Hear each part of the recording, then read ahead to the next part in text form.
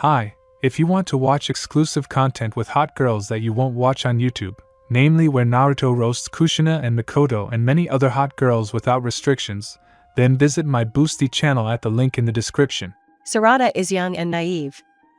She is like her parents, too much so. And it's not just about looks. Self-confidence, an arrogant look and a haughty confidence in her own rightness. Blind belief that only she knows how to live. We've seen all this before, haven't we? But now she is young and naive, which means this is her story. Tsunade, are you still asleep? A sleepy Sakura appears at the threshold of her room, holding a toothbrush. Get up quickly, you have a mission today, the medic yawned sleepily. Sakura wasn't used to waking her daughter up. Quite the opposite, she was used to Tsunade waking her up in the morning. The young Uchiha was overly punctual and didn't allow her mother to lie around for 5 extra minutes. But today something unusual happened, and Tsunade couldn't say goodbye to her pillow in time. I had a strange dream. Tsunade looks thoughtfully at her mother as she leaves the house. You want to talk about it? Sakura looks nervous, trying to hide it by searching for her house keys in her purse. No, it's just a dream. They don't mean anything, Tsunade shrugs indifferently. Sakura sees that her daughter is not telling her something, but decides not to torment her with questions. Just don't even think about saying something like that to Ino, otherwise you'll get a long lecture about the sacred world of dreams. Sakura laughs tensely, trying to cope with the keyhole and the key.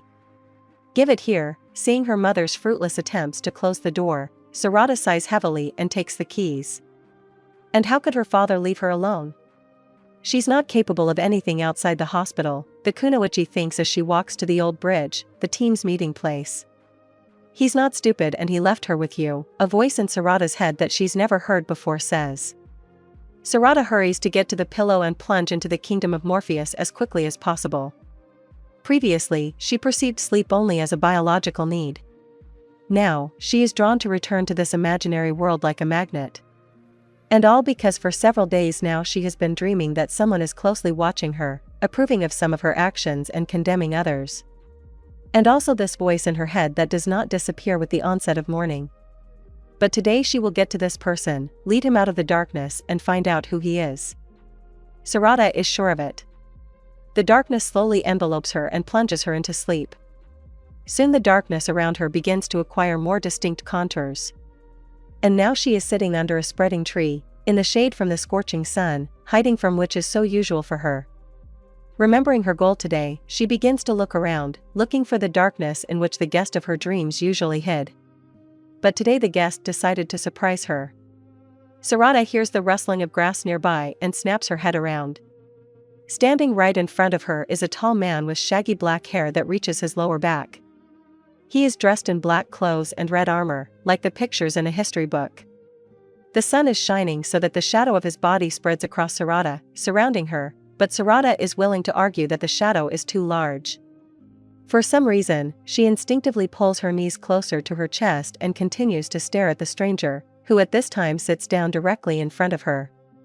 Well, hello, the man savors the words, as if he had been waiting for this meeting for a long time. You wanted to see me, didn't you? Where is your interest?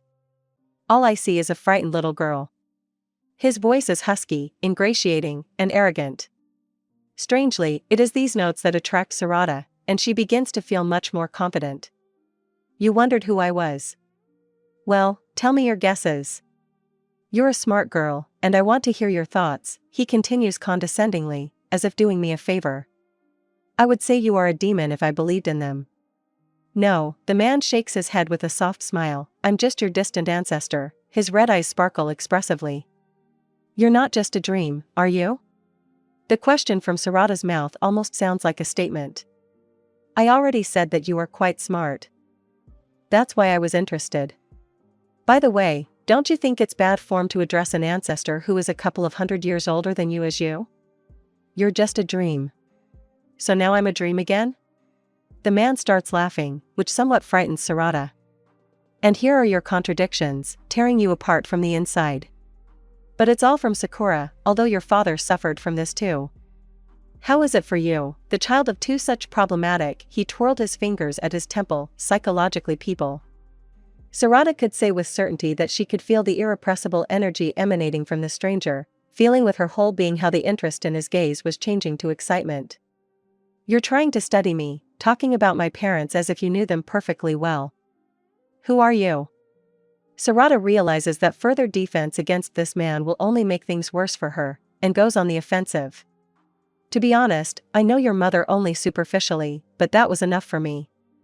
"But Sasuke? I've been watching him for a long time.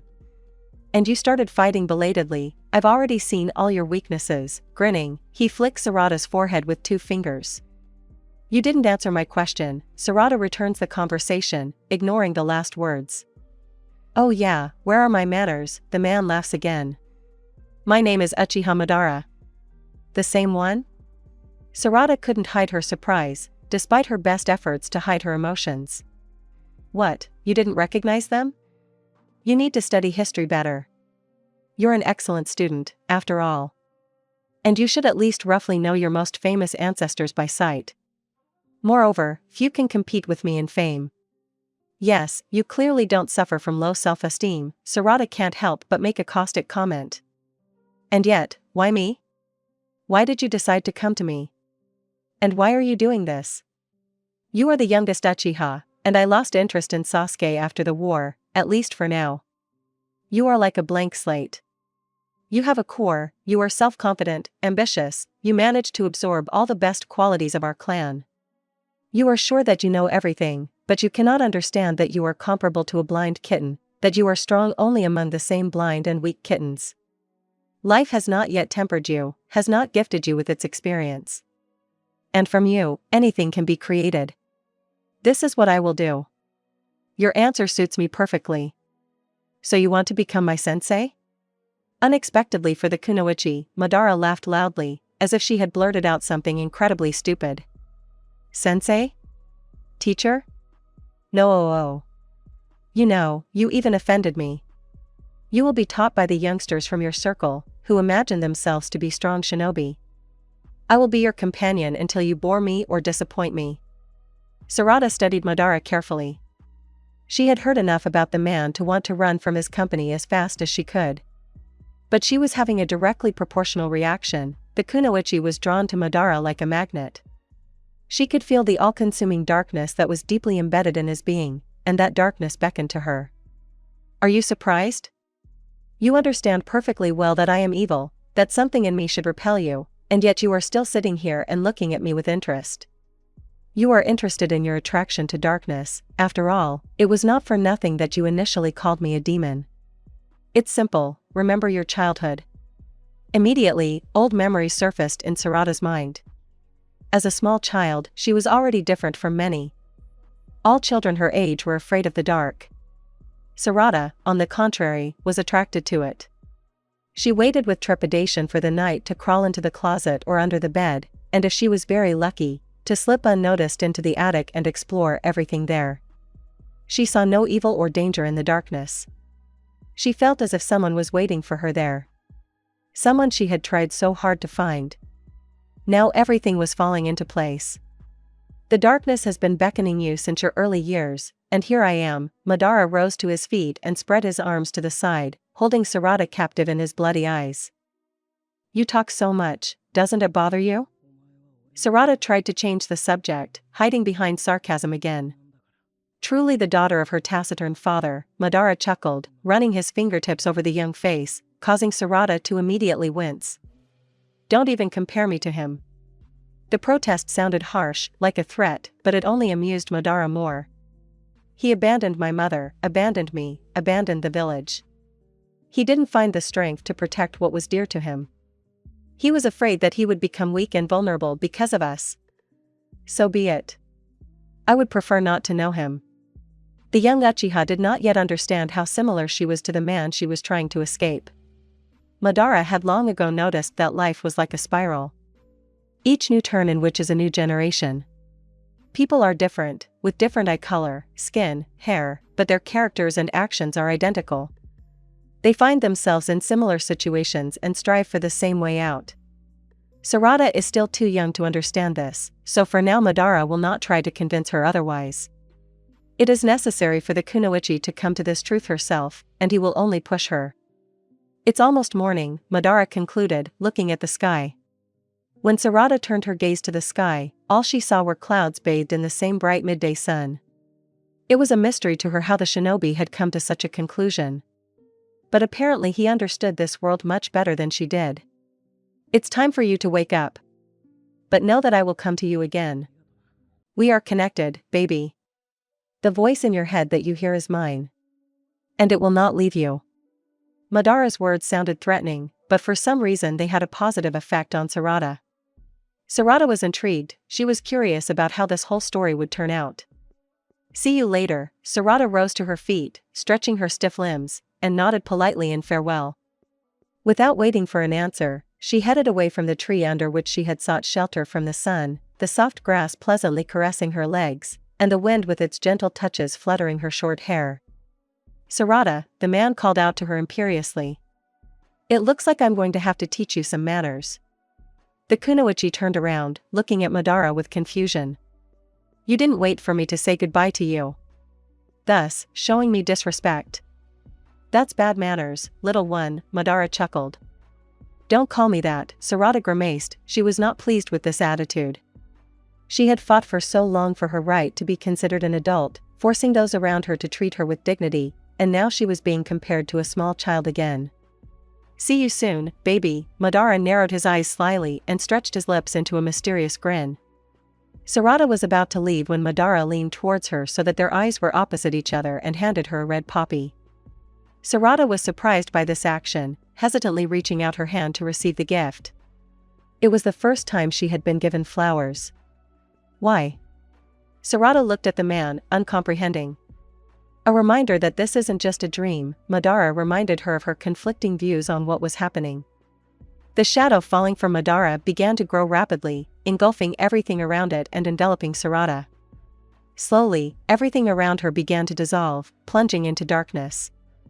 Soon, Sarada no longer felt the gentle breeze, the soft grass, or the scorching sun.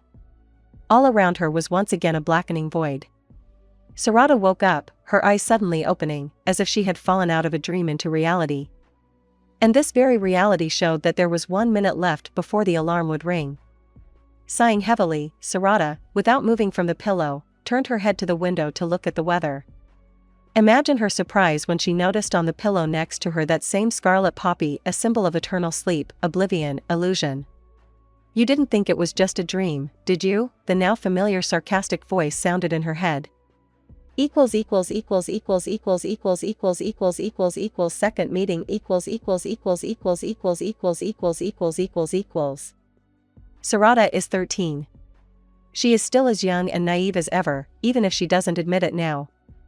She is growing up as a good and proper girl, loves her mom and dad, is friends with Chocho, Boruto, and Mitsuki, and has warm relationships with the rest of the village. An ideal social life for a teenager, with its small problems and joys. But only occasionally, when Sarada opens up to a Kimichi or, ignoring her pride, bursts into laughter, lying on the grass of the training ground with Boruto, she hears a contemptuous snort or a guttural chuckle in her head. She works hard, concentrating the lightning element in her hand over and over again, but the cherished chirping of birds still does not sound. It seems that Chidori is beyond her power. And yet Boruto has already mastered the Rasengan. Meanwhile, those around her only sigh in affection, the strength of her father and the wisdom of her mother. Elite Genin, how soon will she surpass her father? These whispers behind her back are already sickening. Sarada understands that all this is not true. But admitting your weakness is only half the battle, it is more difficult to accept it. But the girl does not want to be weak, she wants to find her own path of strength. Just like the seventh found it. You cannot walk the path of light. The Uchiha's path lies in darkness, the voice rasps again. Sarada prefers not to listen to it. She hasn't paid attention to it for a long time. Sometimes she even manages to believe that this voice doesn't exist and that Madara Uchiha doesn't live in her head. She started ignoring him after Madara's voice lazily suggested she have fun and kill a surrendered enemy during one of her missions, convincing her that the girl would only benefit from it. All his ideas and suggestions were creepy and Sarada didn't want to hear them. Every night she fights not to fall into his world again, fights not to lose control of her dreams. To do this, she prudently charges her player and turns on music that gives her peace and confidence. But one evening, everything goes wrong. Her parents were late. Sarada could have assumed that they had gone on a date, but they were most likely discussing something important in the Hokage's office again. It often seemed to her that their entire family was held together only by her presence. She had already prepared dinner, set the table, and was sitting on the couch in the living room waiting for her father and mother to return. In her hands was a book that was apparently too boring. Page 215. Her eyes were slowly closing and she had no strength to fight it. Sarada realized she had fallen asleep when her consciousness suddenly began to suck her deeper into the darkness from the semi-darkness, as if into a funnel. Trying to get out and wake up was useless. A sharp bright light hits her eyes. It is still difficult to see anything, but the all too familiar sounds of a waterfall can already be heard. It is worth rubbing her eyes several times and the very training ground where Sarada spends all her free time appears before her. "You're making me wait, baby," the haughty voice smirks. The owner of the voice is not yet visible. "Mom taught me to avoid suspicious people. Especially if they were apostates, murderers, and enslavers and wanted to take over the whole world." Folding her arms on her chest, the girl goes on the defensive. After their last meeting, she had learned a lot about Uchiha Madara and now she couldn't allow herself to have such carefree conversations as last time. How obedient the little one has become, she listens to her mother. Loud laughter is heard at the end of the phrase. The voice no longer sounds in space, but at a specific point behind Sarada. The kunoichi quickly turns around, having prudently activated her Sharingan. Blindly hoping that it will help her somehow. "Yes. I love my mother and I am grateful to her for what she does for me," the teenager confidently declares, staring at the man's broad chest hung with red ancient armor. Uchiha Madara towers over her like a mountain. He blocks the sunlight and casts a large shadow that slowly begins to engulf Sarada. The man looks at her like a cat looks at its prey, and it sends shivers down her spine. Well, by the way, we'll come back to this conversation later." The tone is still mocking. As if he's talking to an unreasonable child, whom there's no point in trying to convince yet. "Remind me, who are you forbidden to communicate with?"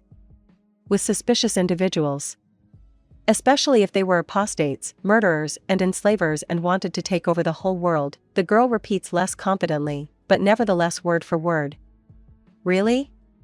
Laughter again. "And what, you don't communicate with your father either?" "This is different." Well. Ask him about his youth sometime.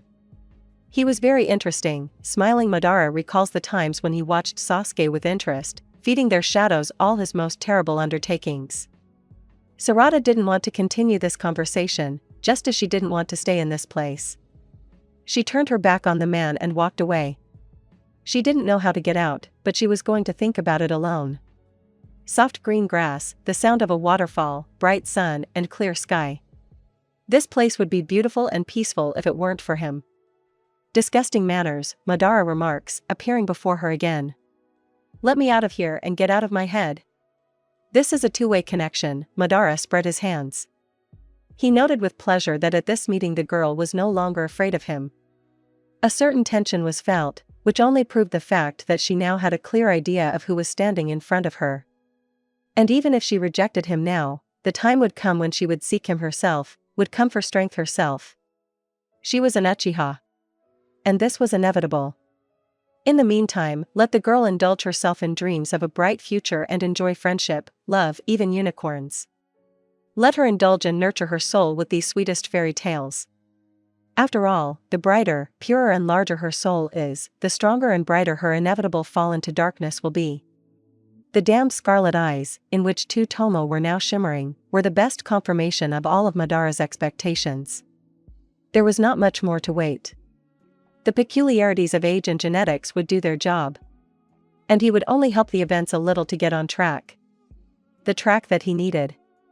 In any case, it's still too early, we need to wait for the next meeting. Then the conversation will be more fruitful, the man voiced his thoughts. Sarada continued to glare at him angrily. "I won't come back here," the girl answers calmly. She doesn't know yet how, but she will avoid this place with all her might. She will avoid it. Sarada literally felt how with every second spent here something indelibly changed in her soul. Without a doubt, it is to this place, the man gestured with his hand at the landscape surrounding them, that you will not return. I suppose that next time the scenery will be completely different. Less sunny. Madara finished his last sentence after a short pause. No. This is our last meeting. Don't jump to conclusions. You'll come to me yourself. And you'll ask for help yourself. At the last words, the man's appearance began to distort. If at first Sarada saw him as damn tangible, then gradually his body began to turn into a haze, covered with waves of vibration and flashes of fire, gradually dissolving into the air. As soon as Madara himself disappeared, the surrounding world also began to narrow, gradually displacing Sarada from its environment. In the meantime, enjoy the family idol, a familiar voice sounded mockingly in my head. Say hello to mom and dad. Sarada. Sarada. Sarada. Someone touched her shoulder, causing the girl to suddenly open her eyes, trying to sit up. Slowly, her consciousness returned to its usual course. She was still at home. Apparently, she had dozed off on the sofa in the living room. Her father and mother were next to her. The first thing she suddenly wanted to do was tell her parents about everything. Today's dream had noticeably frightened her. But after weighing everything, Sarada decided to keep silent about what had happened for now. It's not polite to be so late for dinner. Sarada pursed her lips in an offended tone, showing her parents that she was extremely annoyed that they were late. Getting up from the couch, Sarada remembered that she had fallen asleep while reading. The book that she remembered too late fell to the floor and a piece of paper that she had not remembered was there before fell out. On a small square of paper was a grey gunby fan with Tamo at the bottom, just like on the Sharingan. Before Sarada could fully examine the image, Sasuke intercepted it with his deft fingers. Did you draw this yourself? He asked his daughter incredulously. His voice was noticeably agitated. I have no idea where this came from, Sarada lied automatically. Of course, she remembered the poppy that had been on her pillow after she woke up, when she had first met Madara Uchiha a few years ago. She suspected that the drawing was a message from him. Sasuke looked at his daughter expressively and distrustfully. But, having made some conclusions, he folded the sheet of paper and hid it in his pants pocket. The family dinner passed in silence. Third meeting Commentary on third meeting. Well, I'm getting back to this work. Now in the drafts there are sketches for the next 3 to 4 chapters and already the last paragraph to work on. So, the work will definitely be finished, and in the near future the release of chapters will continue. It will be interesting to know your opinion and expectations. Perhaps you will give me a little more inspiration and throw in a couple of ideas, smiley face. I will be grateful for this. Also, I am open to communication in private messages. Madara knows how to wait. And Sarada continues to grow.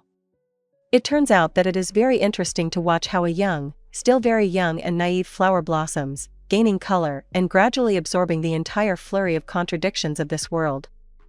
Previously familiar moments are seen from a different angle, emotions become brighter and even the body undergoes great changes. Sarada is 16. He is a rebellious teenager. The relationship between his parents seems nonsense. Sakura often leaves her room, hiding her eyes full of tears. The young Uchiha does not neglect the opportunity to hurt her mother, hinting at her stupidity. So how long did you wait for your father? And for what? To wait some more? Are you sure that he needs you for something more than just being my mother? Naruto's attempts to influence the young creature and reveal what he considers to be his mother's strong points only lead to the opposite. So you were always such a weakling? Did you seriously think you could kill him? You should have studied and trained instead of killing yourself over a far-fetched crush. Sakura hears such attacks more and more often during their quarrels. You irritate me. Even my father can't stand living with you. The door slams shut right in front of Sakura's face. The annoyed mother doesn't even have time to say anything. Sarada is a lot like her father, she always hits the most painful places. And even if she's still weak at it during training, she's already learned how to destroy morally perfectly. It's as if her Sharingan is tuned specifically to find the weakest spots of the soul. However, to be fair, I would like to say that aggression and anger are not directed only at Sakura. Sarada only splashes out all her emotions on her mother. They rage like a snowstorm in her still fragile soul, and the only available outlet for them is quarrels with the one who is always there. Anger towards her father is different. For the most part, it is Sasuke who is the root of everything. Not all children can live up to their parents. And Sasuke, at your age, you've mastered shurikens, haven't you? All the Uchihas were excellent at them. All of these phrases instantly raise the level of irritation. Constant comparison with her father. And constant losing. Sarada no longer feels like an individual. She was turned into a shadow, expecting a complete copy of her parents' skills. And she, with tears in her eyes, still barely creates a passable Chidori, expecting praise from Kakashi, but he only sadly shakes his head. There's so much your father can teach you. These words hit the hardest, like they shake the soul.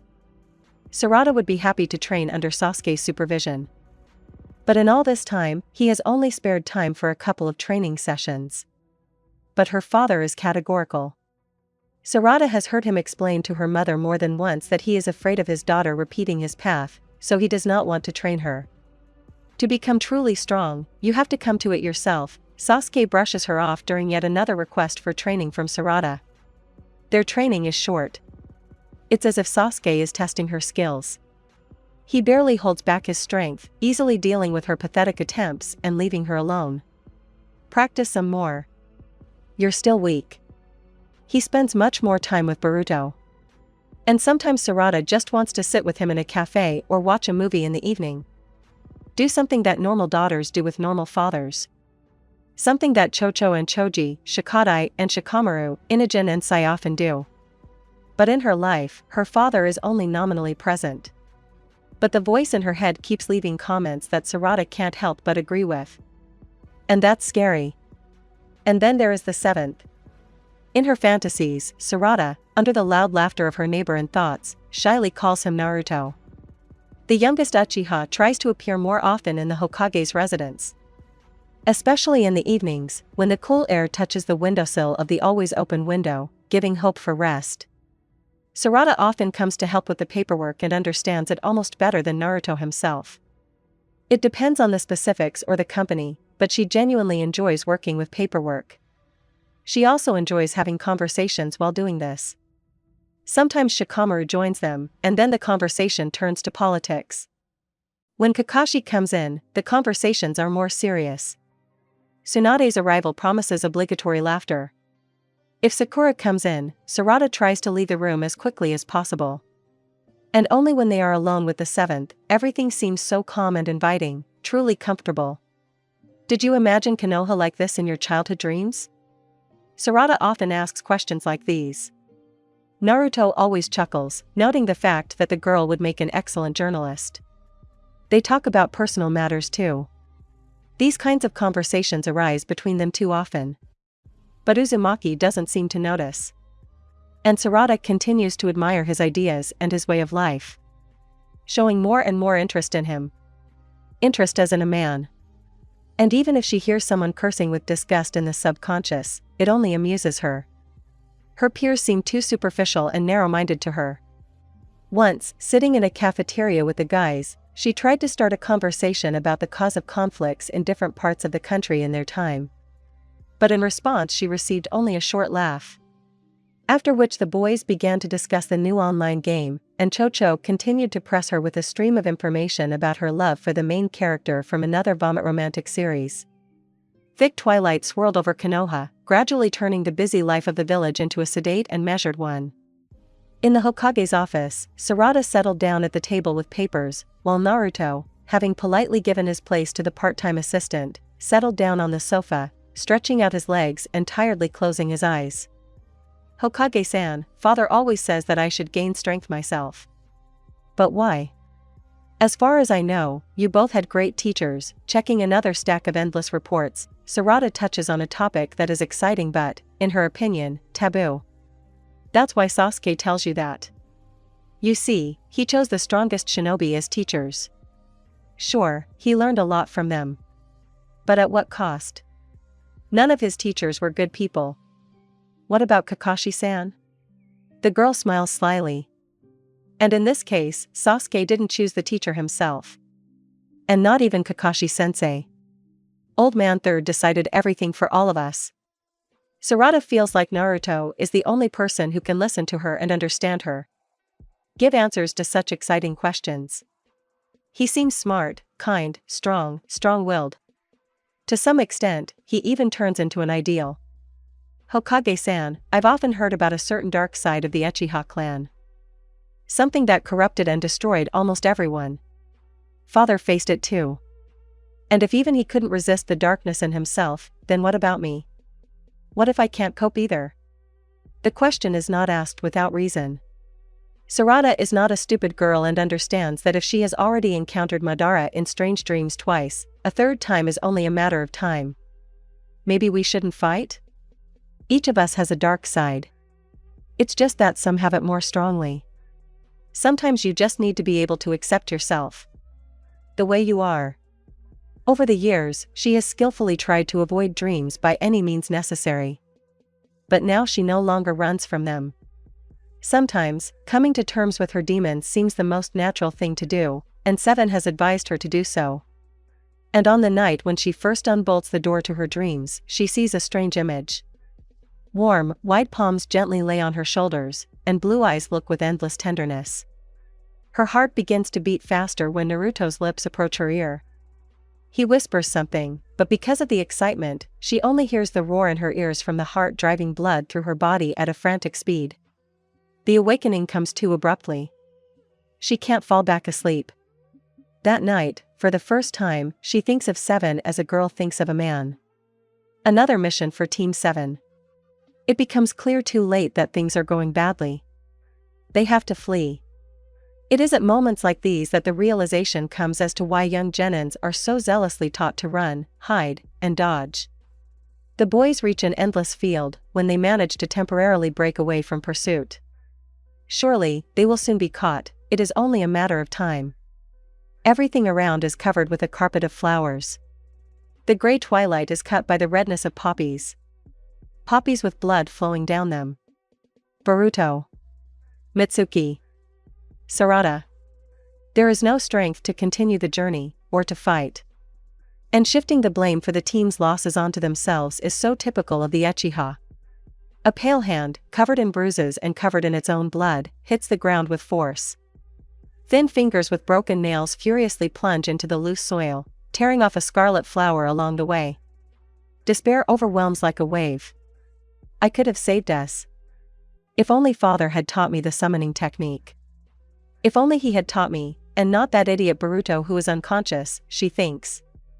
A look full of despair is directed at the palms buried in the ground. A couple of wet drops hit them abruptly.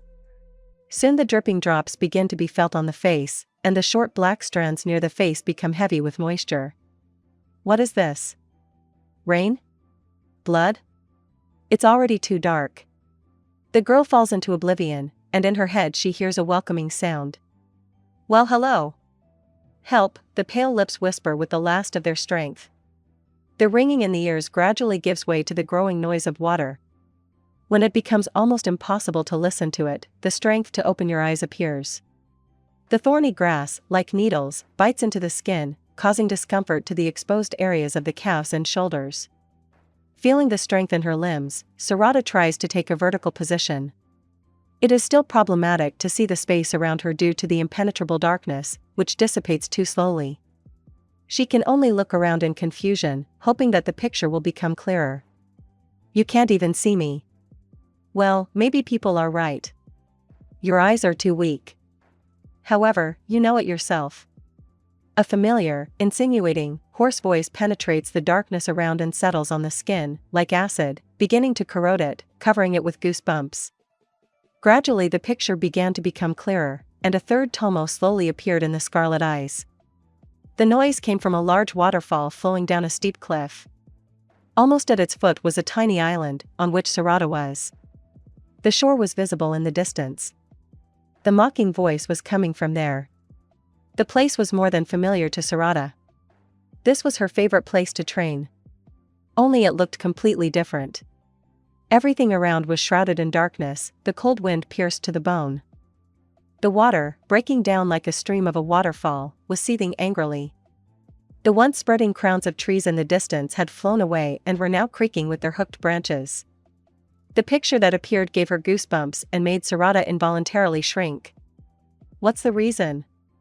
Didn't like the atmosphere? The voice on the shore began to take shape. Last time everything was different here. Well, I told you that on your next visit there would be changes. In you. And around you. After a short pause, the continuation followed. Look, you turned out to be a good girl and really came to me yourself. Tsunade tries her best to resist the realization that Madara is right. But he is exactly what she needs right now. Come here.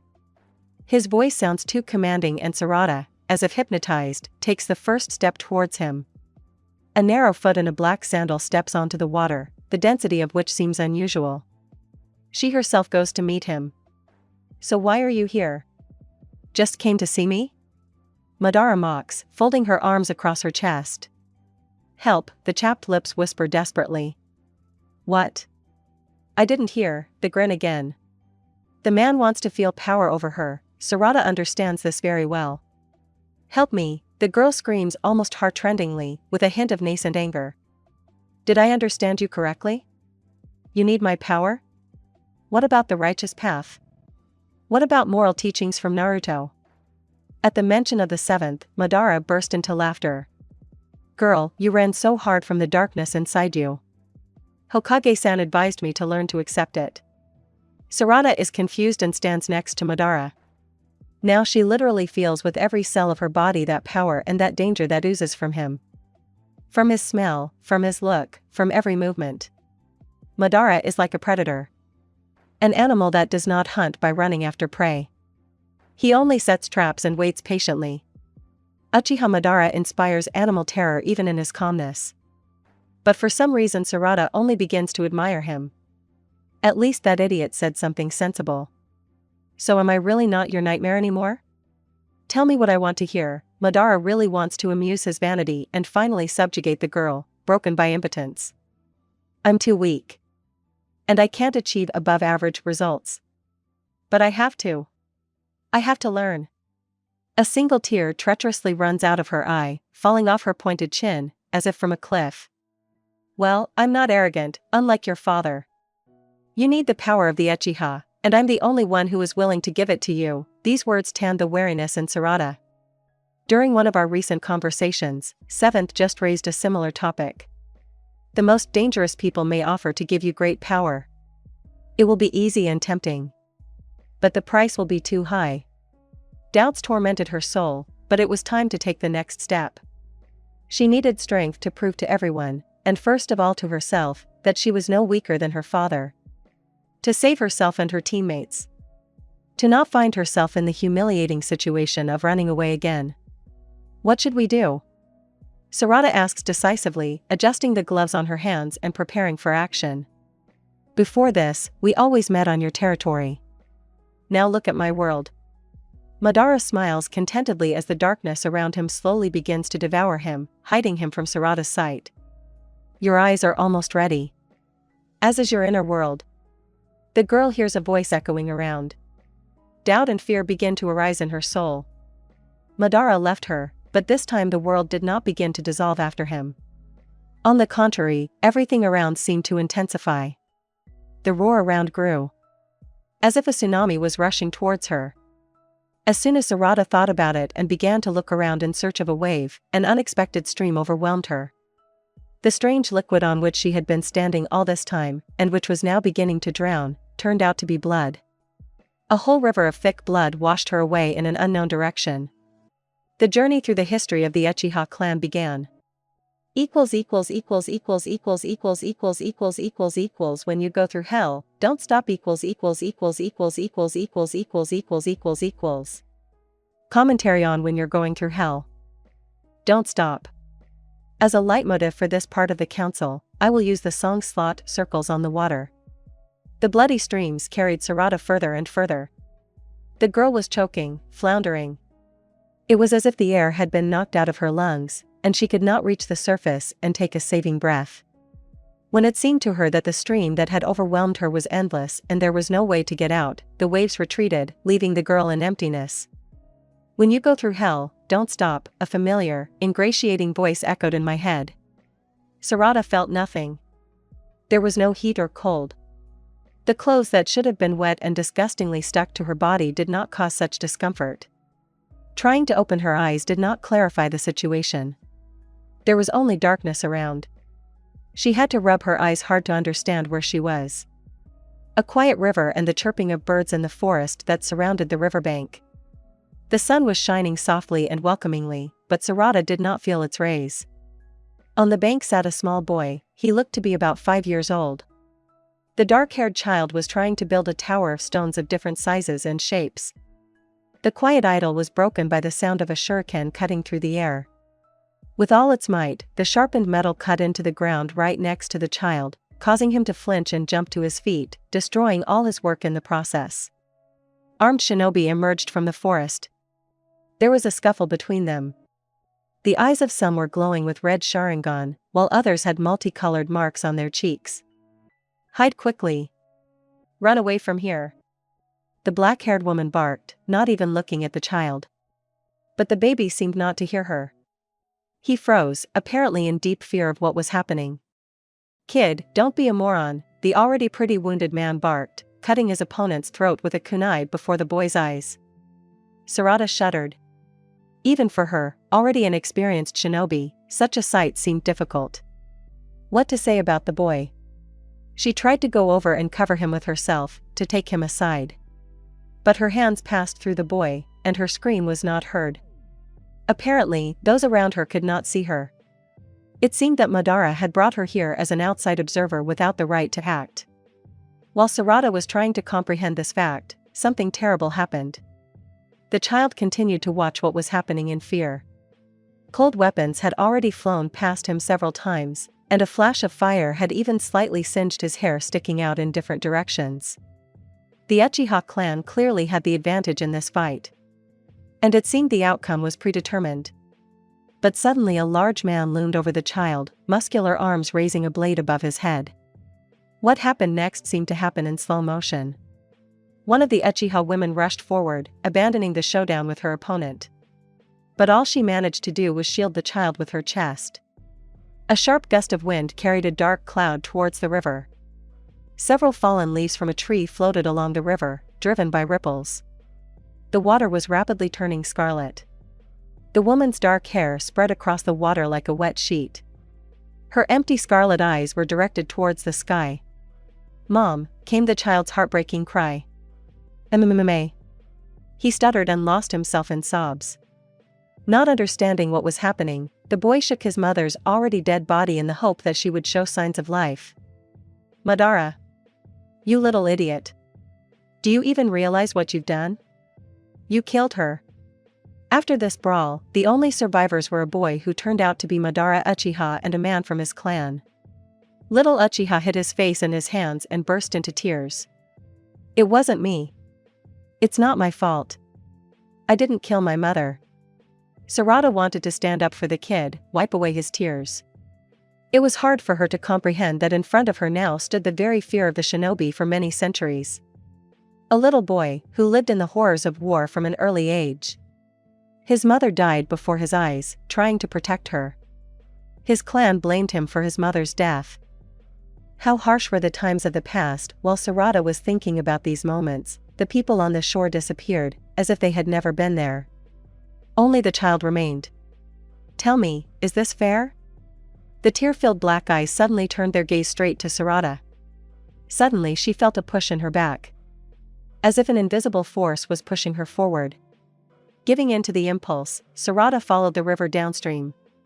"Don't stop," the boy shouted after her. Soon the path along the river led her to a new scene. The same boy was sitting on the riverbank and throwing polished pebbles into the calm water. His shaggy black hair had grown out quite a bit, but it was obvious that no one had looked after it for a long time.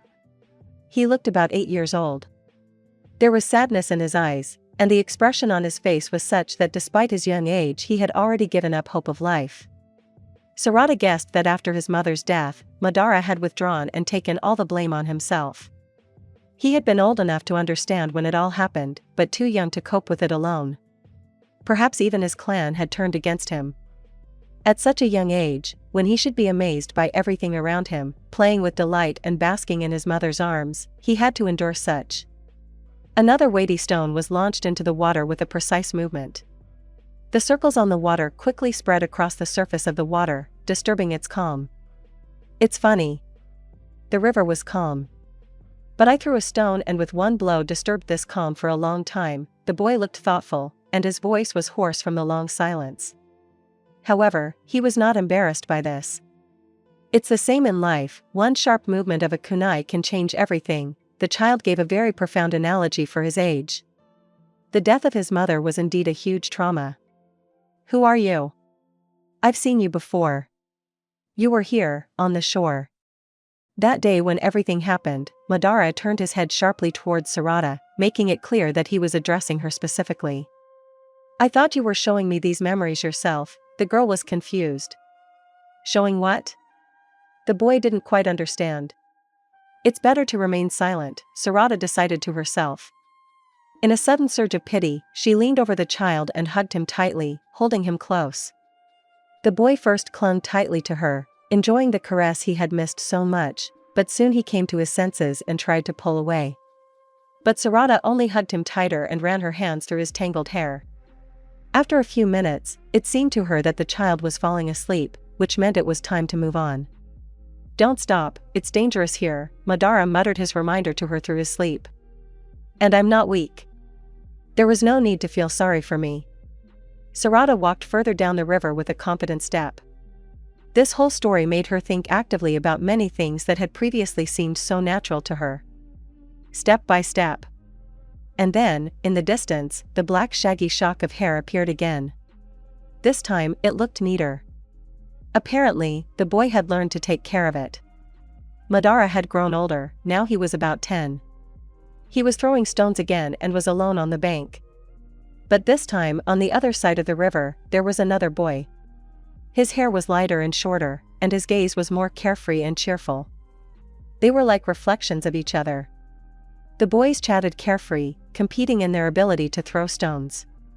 Hashirama, that was how Madara addressed his interlocutor, apparently taught him not only to aimlessly sink stones in the water, but also to try to turn it into a game. Gradually, the mistrust on Madara's face was replaced by a warm smile. It seemed that they had only recently met, but had already managed to warm up to each other. Sarada decided not to disturb them and tried to continue her way unnoticed when Hashirama cheerfully waved goodbye and disappeared into the forest thicket. Who are you? Why am I seeing you here again? The girl was already thinking that she had managed to remain unnoticed, but the boy's keen eye caught up with her. Deciding to leave the question unanswered, Sarada jumped up the tree and hurried out of sight. The next scene surprised Sarada at first. Everything was the same as last time. Madara and Hashirama stood on either side of the river and continued to chat casually. With just one difference. There was a certain tension in the air. The girl was about to continue on her way, but then everything changed. As it turned out, she had witnessed an ambush. It was hard to make friends in those days. Especially dangerous if your friend was a stranger from the forest. Senju and Uchiha could not be friends. The boys' fathers did not want to consider another opinion. The younger brothers also participated in the ambush. By tragic accident, one of them died that day. And Madara again found himself guilty before his clan. Many bloody deaths of adults and children, the struggle for life, loneliness, and finally the murder of his mother right before his eyes. Such events either break the psyche or make a person strong, tough, and callous. After conducting this short analysis, Sarada came to the conclusion that Madara is not so much a great evil, but the result of all the cruelty of his time. Hard times breed monsters, the girl quietly whispered another conclusion under her breath. And unexpectedly for herself she felt ashamed. Ashamed for trying so desperately to prove her superiority. In essence, trying to be like her ancestors. She cursed all those childhood missions to find and save kittens. She believed that they were preventing her from developing. But in fact, In fact, they were the first generation that had lived for so long without war. In 16 years of her life, she had not buried a single one of her classmates. The world was beginning to change, and instead of being angry, she needed to rejoice in it. Are you an enemy? A shuriken flies at Tsunada's back with all its might. The throw hasn't been practiced yet and the girl easily dodges it. I can't be an enemy, Tsunade grins at such an absurd idea. But when you show up, this always starts. Madara pointedly spread his arms around the bloodstained scene of the massacre. I think that after a while you yourself will tell me who I am, Tsunade summed up vaguely and hurried forward. Run and don't stop, otherwise the next time we meet I will kill you. There is a real threat in the voice of the still very small boy. Tsunade had to walk quite a long way to meet her again. She found her a little way from the shore in a sunlit field. Madara looked older. He was now about the same age as Tsunade. The young man lay on the ground after the battle with Hashirama. He tried to defend the clan's honor, tried to prove himself as a leader, but lost to Senju and received only censure from his own family again. Everything was as usual. History is written in blood. Especially if it is the history of the Uchiha clan, Tsunade was already accustomed to such sudden and lengthy thoughts from this man. Apparently, thinking had been his favorite pastime since childhood. If it had been Boruto, he would have definitely said something about how thinking so much was harmful. The memories of her friend warmed her like the sun's rays. In this world of Madara's, everything was saturated with pain and loss, so the lack of simple happiness was especially acute. You remember, I promised to kill you the next time we met. The words sounded menacing, but there was no strength even to get up from the ground. Tsunade was silent. She didn't know what else to say. She barely understood why Madara had decided to lead him through his entire life. Maybe so that she could understand him better? But where did this connect to her desire to gain power? You are also from the Uchiha clan. Am I right? The girl nodded uncertainly. But why has no one seen you except me? I asked. Not once. No one saw you during any of our meetings. I can't give you answers. Rather, I expect explanations from you. But it seems that it's not time yet. Consider me just an observer. Deciding to end the conversation, Tsunade passed by, heading further. She wanted to go through this road to the end. The story she was immersed in was beginning to draw her in. There were still several scenes ahead of her. They all had the same essence: pain, betrayal, loneliness, loss. Was there anything good in this man's life? Tsunade asked herself, becoming imbued with the latest events she had seen. Again the riverbank. Again the water has a bloody tint. Madara is already a young man. Tsunade is no longer comfortable addressing him as you. The Uchiha is kneeling, wetting a bloody cloth. His eyes are covered with the same bandage. I feel you, the voice is calm. But Tsunade knows she's not just seeing him now. What happened this time? I became the head of the clan, but they still despise me, and now they even fear me. His hands sink helplessly into the water. What's wrong with your eyes? Ah, that. You are an Uchiha and you should know how to obtain great power? Sharingan, the girl mutters uncertainly. Have you heard of Manjikyu? Just a little, Tsunade shakes her head uncertainly. Let's do it this way. I tell you about my eyes, and you tell me why I haven't aged a day in all these years. It's like you can see without eyes, the girl notes in surprise. Once an Uchiha has obtained the Manjikyu, they gain their true power. I think you've already seen me kill my best friend. Our story is based on pain. Only through pain can we gain power. So, in order to become stronger, I need to kill someone close to me? Exactly. What if I don't want to do this? So you don't need these eyes. In the Uchiha clan, everything comes through despair, pain, and loss. It's not any other way for us. It's time to understand, at least from my example. Okay, listen further. Killing a friend, as it turns out, that's not all. With Manjikyu, your eyes will change forever. This does not pass without a trace. But there will also be a gift. 3 unique skills appear. Having developed them, you can become the strongest. This feeling is intoxicating. You use these powers more and more often. But the eyes are not eternal. Powerful techniques require too much in return and take away the most important thing for us, sight. But there is a cure for this disease. Madara grinned and began to slowly unwind the bandage. It is enough to take the Mangekyo of another Uchiha. Whose?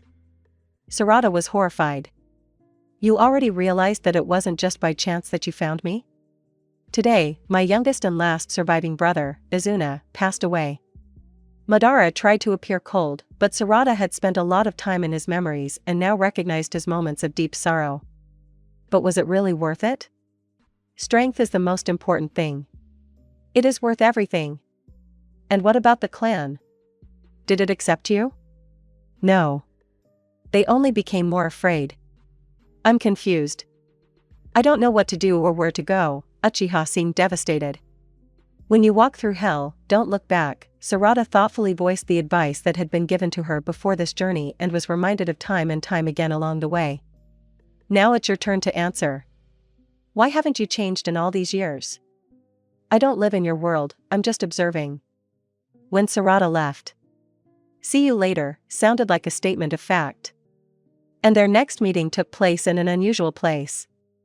As she traveled through Madara's memories, the once crystal-clear river became increasingly filled with blood. Suddenly, this red, seething stream stopped. Instead of a river, a huge field of poppies spread out before Sarada. The very place where she now was with Boruto and Mitsuki in their reality. The instructions she had received earlier pushed her forward, and step by step Sarada crossed the wide field. She no longer understood how far she had gone, but suddenly a stone ledge appeared before her eyes, which turned out to be the path to an underground cave. Her legs were already buzzing from today's long journey. On missions she had to cover much greater distances. But, apparently, traveling through memories and years was much more difficult than a simple road. The sloping stone steps ran deep underground, and the darkness limited the view. Holding onto the cold walls with her hands, Sarada hurried down. It seemed to her that the culmination of this whole action was waiting for her below. Expectations were justified. When she had overcome the last step, a light loomed in the distance in front of her. Heading towards it, the girl found herself in a spacious, empty stone room. One of the walls was covered with drawings and diagrams, and next to it stood a large stone covered with inscriptions. A corridor of hanging bowls with candles led to it. This place reminded Sarada of a ritual hall. In the same hall, Madara met her, bowing his head before the stone. The same Madara from her childhood dreams. Adult, dangerous, with a menacing look of red eyes with a bizarre pattern and an ingratiating voice. This time he was not wearing red armor, only a black kimono made of thick fabric. "Well, hello, baby," a voice hoarse from a long silence cut through the silence. He had been waiting for her here for a long time. "Is this the version of you that sent me here or another memory?" Sarada asked, completely confused by what surrounded her. "But if I turn out to be just a memory, how will I know about it?" The evasive answer was accompanied by a smile. An attractive twist of thin, cracked lips. "You yourself sent me here." "Why? And how did I send the baby here?" Mockery again. "How about those words about the road through hell and the advice not to look back?" Madara's address irritated her greatly. When he called her that a few years earlier it didn't seem so vulgar. "And weren't you the one who told me them first?" Another grin. The past and present became intertwined. She became his past while he became her future. "Why do you call me little one?" Sarada decided to change the subject, and at the same time tried to clarify the situation. The Madara from the past could not know her name. "Because you, Sarada Uchiha, are still a young child to me." "So it's you? Don't try to analyze me. You are on my territory now. Which means I am the one calling the shots here. You wanted to know the secret of power. You found it out. But you didn't stop. Accordingly, you want not just to know, but to own. You have a friend, but are you ready to kill him?" "No." The answer sounds categorical. Think, by taking one life, you can save several others. "I won't do it," Sarada says after a moment's hesitation. "Well, I understand, you're just not ready yet. But you'll come to this, I promise. Everyone chooses this," the man grinned sadly. "You said you could offer me knowledge and power. I'm ready. You already know the secret of Manjikyu. And, Kami-sama, let's not use these formalities. You already know me well enough to address me as you. Did the great Madara manage with just his eyes? I'm disappointed. I gave you permission not to address me as you, not to be rude. You saw all the important events in my life. What conclusions did you draw? Madara listened with interest to the young Sarada's conclusions, occasionally making corrections and giving a brief excursion into history. He wanted her to see this life through his eyes.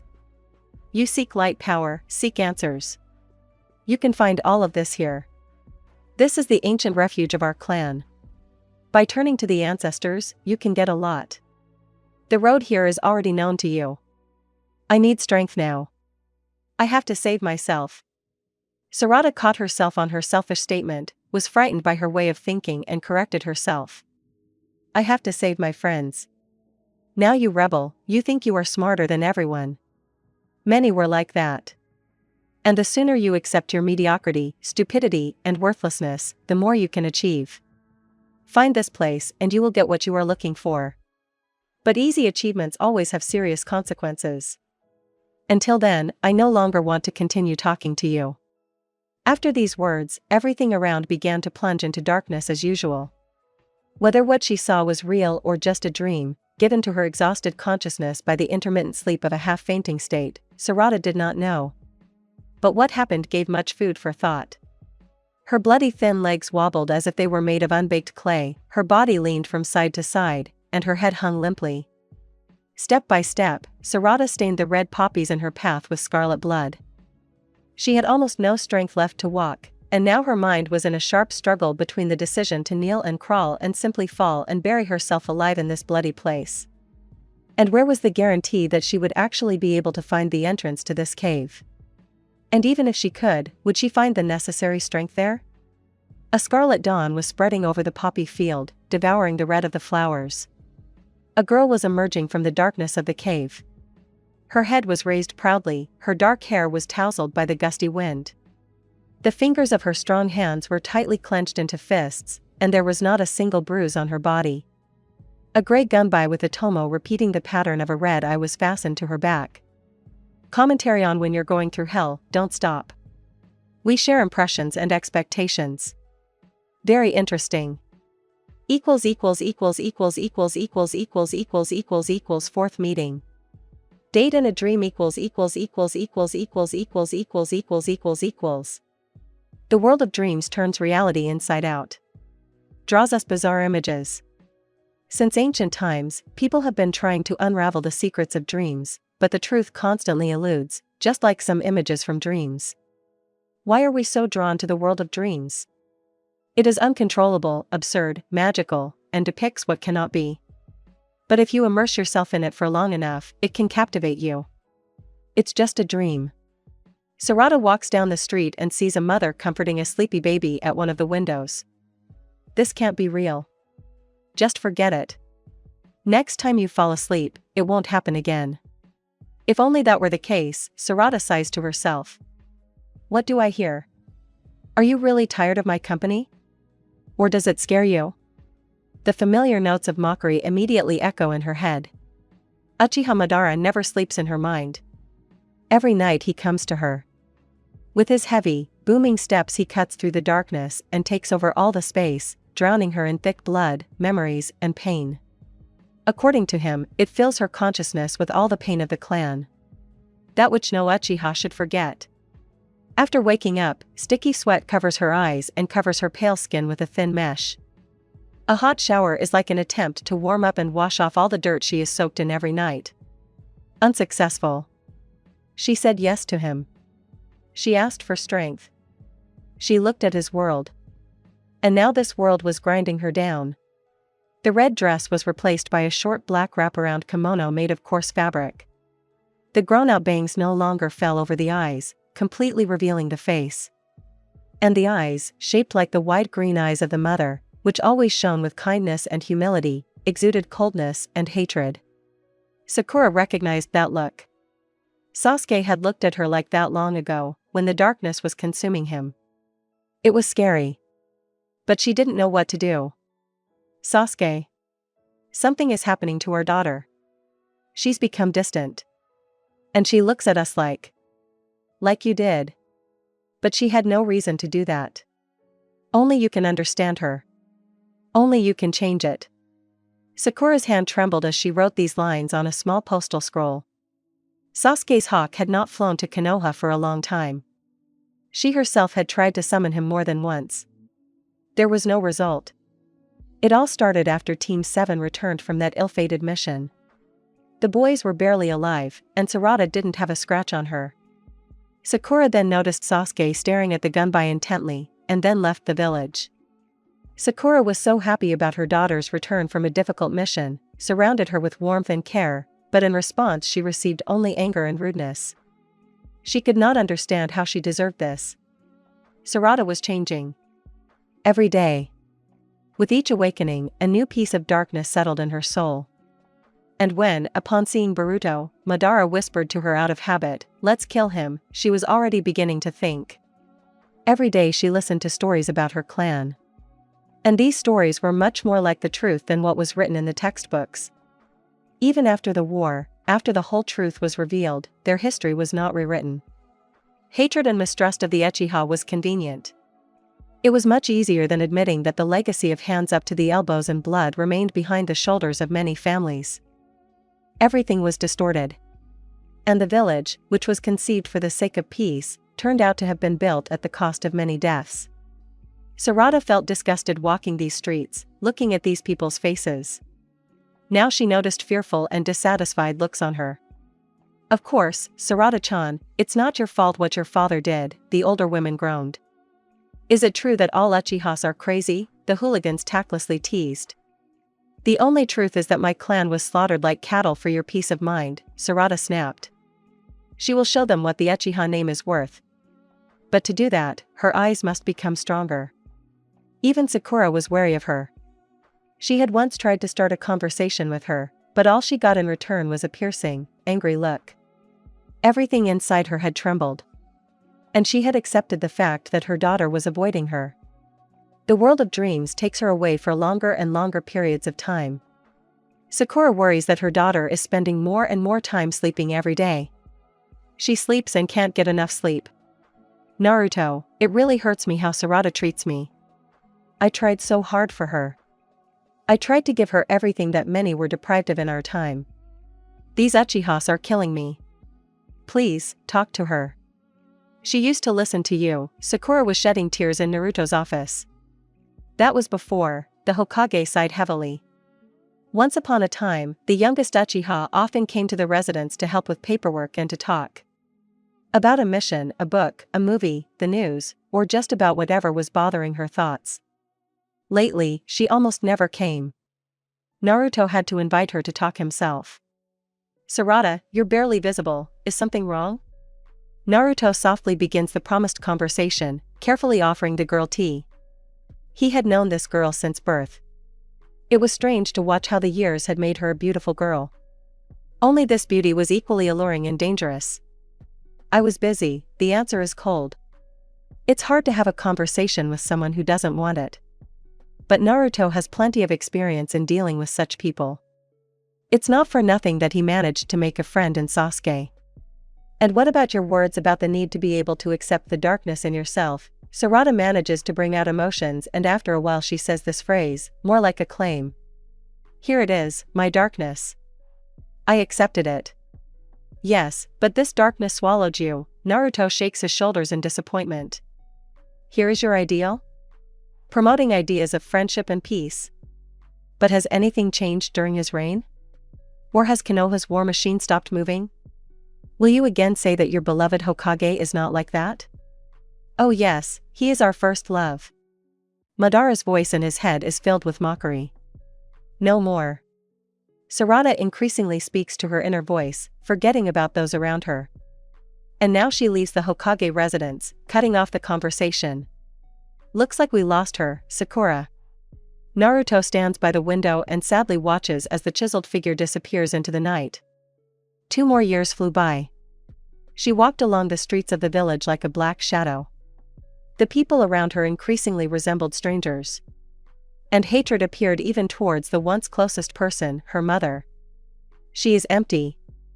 In the void there are no ideals, no hopes, no expectations.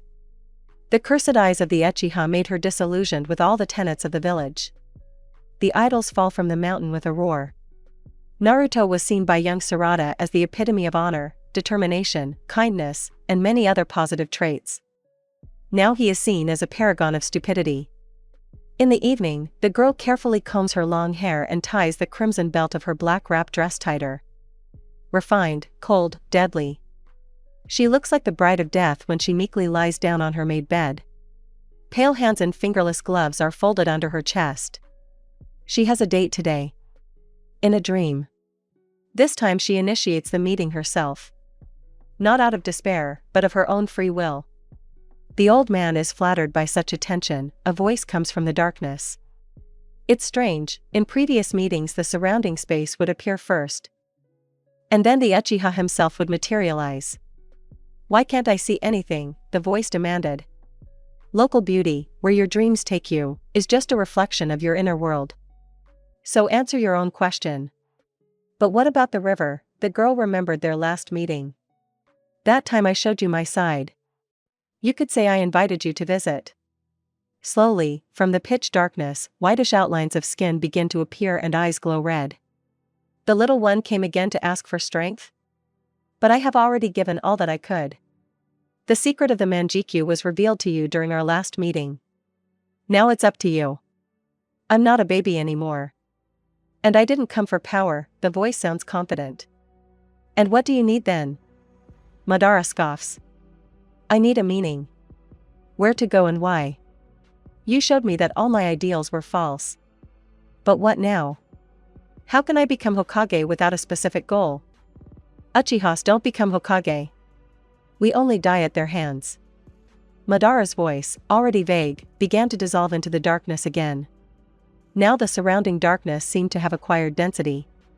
It slowly enveloped the girl, first gently embracing, and then squeezing as if in a vice.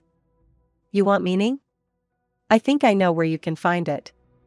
Usually, when in the dream world, there was no sense of her body. Tsunade could move around, move her arms and legs. But if she had done the proverbial pinch yourself to know you're not dreaming, she wouldn't have felt anything. But today, in the dream, everything was different. She realized this even before the darkness receded. Several minutes passed before she realized that the darkness around her was due to her closed eyes, and that she was lying on something hard. Her eyelids opened with great difficulty. Who is this? Another Uchiha, an unpleasant female voice sounded nearby. Another one? Tsunade was not used to hearing anything about herself other than words that fit into the concept that she and her father were the last representatives of their clan. When she was almost able to open her eyes, the situation became a little clearer. She was lying on the floor of an all-wooden room, with a hard futon under her back. There was an unglazed window in one wall, letting in the morning sun. The only shoji door in the room was a wooden frame covered in yellowish rice paper. Turning her head to the side, Tsunade found a wicker table nearby, with incense smoking on it and a clay teapot and bowl. The room looked very traditional. She could barely remember seeing a similar style at Shikadai's house. But this was clearly not it. The feeling that she was no longer sleeping did not leave her. Tomiko, this is Lord Madara's guest. Don't make noise, let the girl rest. The Lord said she had a long journey. Tsunade turned her tired gaze to the source of the noise and saw two women. One was about her mother's age, the other was much older. They both looked alike, black hair pulled back into tight buns, dark eyes, pale skin, and a floor-length kimono. The one called Tomiko was younger and was shaking Tsunade's dress in front of her with interest, examining the small fan-shaped crest on the back. Where is it from? What an interesting dress. I have never seen such fabric. Tomiko carefully felt the fabric of the dress, finding it unusual. When she wakes up, ask her. Enough stupid questions. Take her things to the wash already and leave a change of clothes. Yuko-san. And what clothes? With the clan crest or without? Of course with the coat of arms, she is one of the Uchiha after all. Amidst the older woman's grumbling, they left the room, never noticing Tsunade's awakening. Madara's guest. Where had he taken her this time? The traditional furnishings of the room and the corresponding appearance of the women, as well as the respectful mention of the clearly living Madara, led to one conclusion. She was in the distant past. It didn't seem like a dream. Over the years Sarada had learned literally everything about them, delving into the nature of such a strange neighborhood in the dream world with her ancestor. And she dismissed the theory of time travel as absurd from a scientific point of view. A similar version was presented in exchange for her clothes. Sarada had often seen such yukatas in the pages of her encyclopedias. Her arm slipped into the wide sleeves. The black, thick cotton fabric felt pleasantly cool against her skin as the yukata was wrapped around her. The belt was tied with a deft movement and tightly hugged her thin waist. She liked the look. Only the wooden shoes were uncomfortable and too noisy. Wondering about the art of silent movement, Sarada left her temporary accommodation. Walk around the area, find Madara, and find out everything. The plan was simple and clear. The clan leader's house was large. Many rooms, wide corridors. A wonderful inner house with a lake and willows. Sarada remembered their small house, the loan for which her mother had only recently paid off, and smiled sadly. For some reason, she could not imagine Sakura in these conditions. But her father, with his restraint and indifference, would have fit in here. Apparently, the inhabitants of the house were wary of strangers. Without further explanation, it was said that Madara had gone to the Hokage on village business. Village. Hokage. So Konoha already exists. And the Uchiha live in their own quarter. Sarada was interested in walking around and seeing what this area was like. Her father didn't go into much detail or talk about his childhood. He just said that he fondly remembered the time he spent there. Children played in the streets, their mothers hurried to the grocery stores, old people measuredly warmed their tired bones in the sun and chatted about the past. Life was in full swing. I can't even believe that in just a couple of generations all their descendants will be slaughtered. Sarada shuddered. She imagined a picture of empty streets and abandoned houses, with a boy walking among them. For some reason, she felt like Sasuke often returned here. The Uchiha clan's territory was fenced off with a high fence and impressive gates. After leaving them and walking around Konoha for a while, Sarada came to an inexorable conclusion. More like a reservation. She was angered by this situation. For some reason, she imagined that in ancient times, the Uchiha were the pride of the village. She found Madara at the main gate. They were discussing something animatedly with the first Hokage. Suddenly, a girl running away from bullies fell down not far from them with a noise. Madara rushed to help. This simple gesture showed Sarada that her ancestor cared about the inhabitants of Darenvi no less than Hashirama. But in response to his outburst, he received only a deafening cry from the child. The girl was scared. This reaction clearly upset him. You should comb your hair and smile at least sometimes. Then, maybe, you'll stop scaring the children. Hashirama patted Madara on the shoulder in a friendly manner. I'm not that scary, Uchiha snorted dismissively. Yeah, that's exactly why all the children of Konoha will soon be scaring each other with you. The first burst into laughter. Sarada stood nearby, listening to the conversation and also chuckled. It seemed she had been noticed, as the friends soon said goodbye and Uchiha headed straight towards her. Well, hello there, little Sarada. Looks like I'm not the only one who sees you this time. Can you explain why? The girl herself had been tormented by this question since the moment she woke up. I thought you would tell me yourself. Uchiha looked puzzled. He clearly didn't understand what was happening. The day before, his man had found a girl near the edge of the block. Madara had recognized her without difficulty. But he decided to wait until she came to her senses to get an explanation. I asked you to help me find the meaning of my future life, and you sent me here. They walked leisurely through the streets of Konoha while Sarada told her story. Well, then just live these days here and you will understand everything yourself. The Madara she was talking to now was about 30. Obviously, almost all the key events in his life had already happened. But what surprised Sarada was that he turned out to be an interesting conversationalist. She hadn't felt such ease in communication for a long time. The appearance of the village in those years seemed very interesting to her. It was unusual to look at the different direction of the streets, the strange houses, the empty slope, where in her time the railroad track had stretched. And on the rock behind the village there was not a single face carved yet. Only a few workers in a suspended cradle were carving something on it. "This village has a great future," Madara said, spreading his hands enthusiastically. He had already come to terms with the fact that Hashirama had become the head. "I think he will make a better ruler than me. He is a fool, of course. But people love him." Sarada had been living in Madara's house for several weeks now. She liked the refined simplicity of the interior. She liked the beautiful, discreet clothes that were brought to her room every morning. She liked being among her relatives, albeit distant ones. They all seemed much closer to her than all those people from her time. Her unsociability, isolation, and anger quickly disappeared, replaced by a lively interest. She especially liked chatting with different people, understanding their thoughts, their way of life. She spent a lot of time with them during the day. And soon the black eyes stopped looking at her with mistrust. But the evenings became Sarada's favorite part of the day. At sunset, she hurried to her room to change. Baggy pants, a white linen shirt, and a long brown haori. The soft rustle of the door sliding open. The heavy wooden sandals no longer clanked on the wooden floor of the hallway. Another door and Sarada had a view of the same courtyard with a pond that had captivated her on the first day. Madara was already waiting for her under the willow. Like her, the man was dressed in a training suit. His movements were agile and precise. She definitely had a lot to learn from him. A blow. Another. A lunge. A kick. A sideways jump. A hand block. A swing. A swarm of small shurikens flies out of the wide sleeve of the haori. A flash of fire and nothing remains of them. Red eyes with black specks try to catch every gesture. "Your Sharingan is getting better. But you're still doing better at taijutsu. Who taught you?"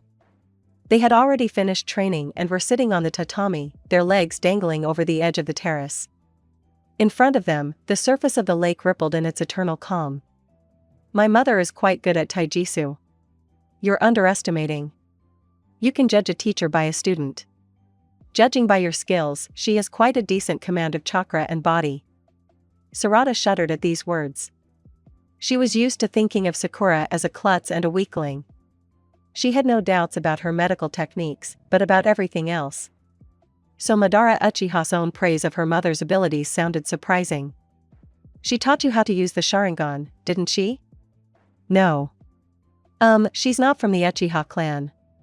She doesn't have any outstanding abilities at all." "You're jumping to conclusions. I don't know this woman, but judging by you, I wouldn't say that about her." "Then who taught you clan techniques?" Sarada hesitated. "No one. I mean, my father. He taught me a couple of lessons. He's a strong shinobi. More precisely, he's considered one of the strongest of his time." Sarada hesitated.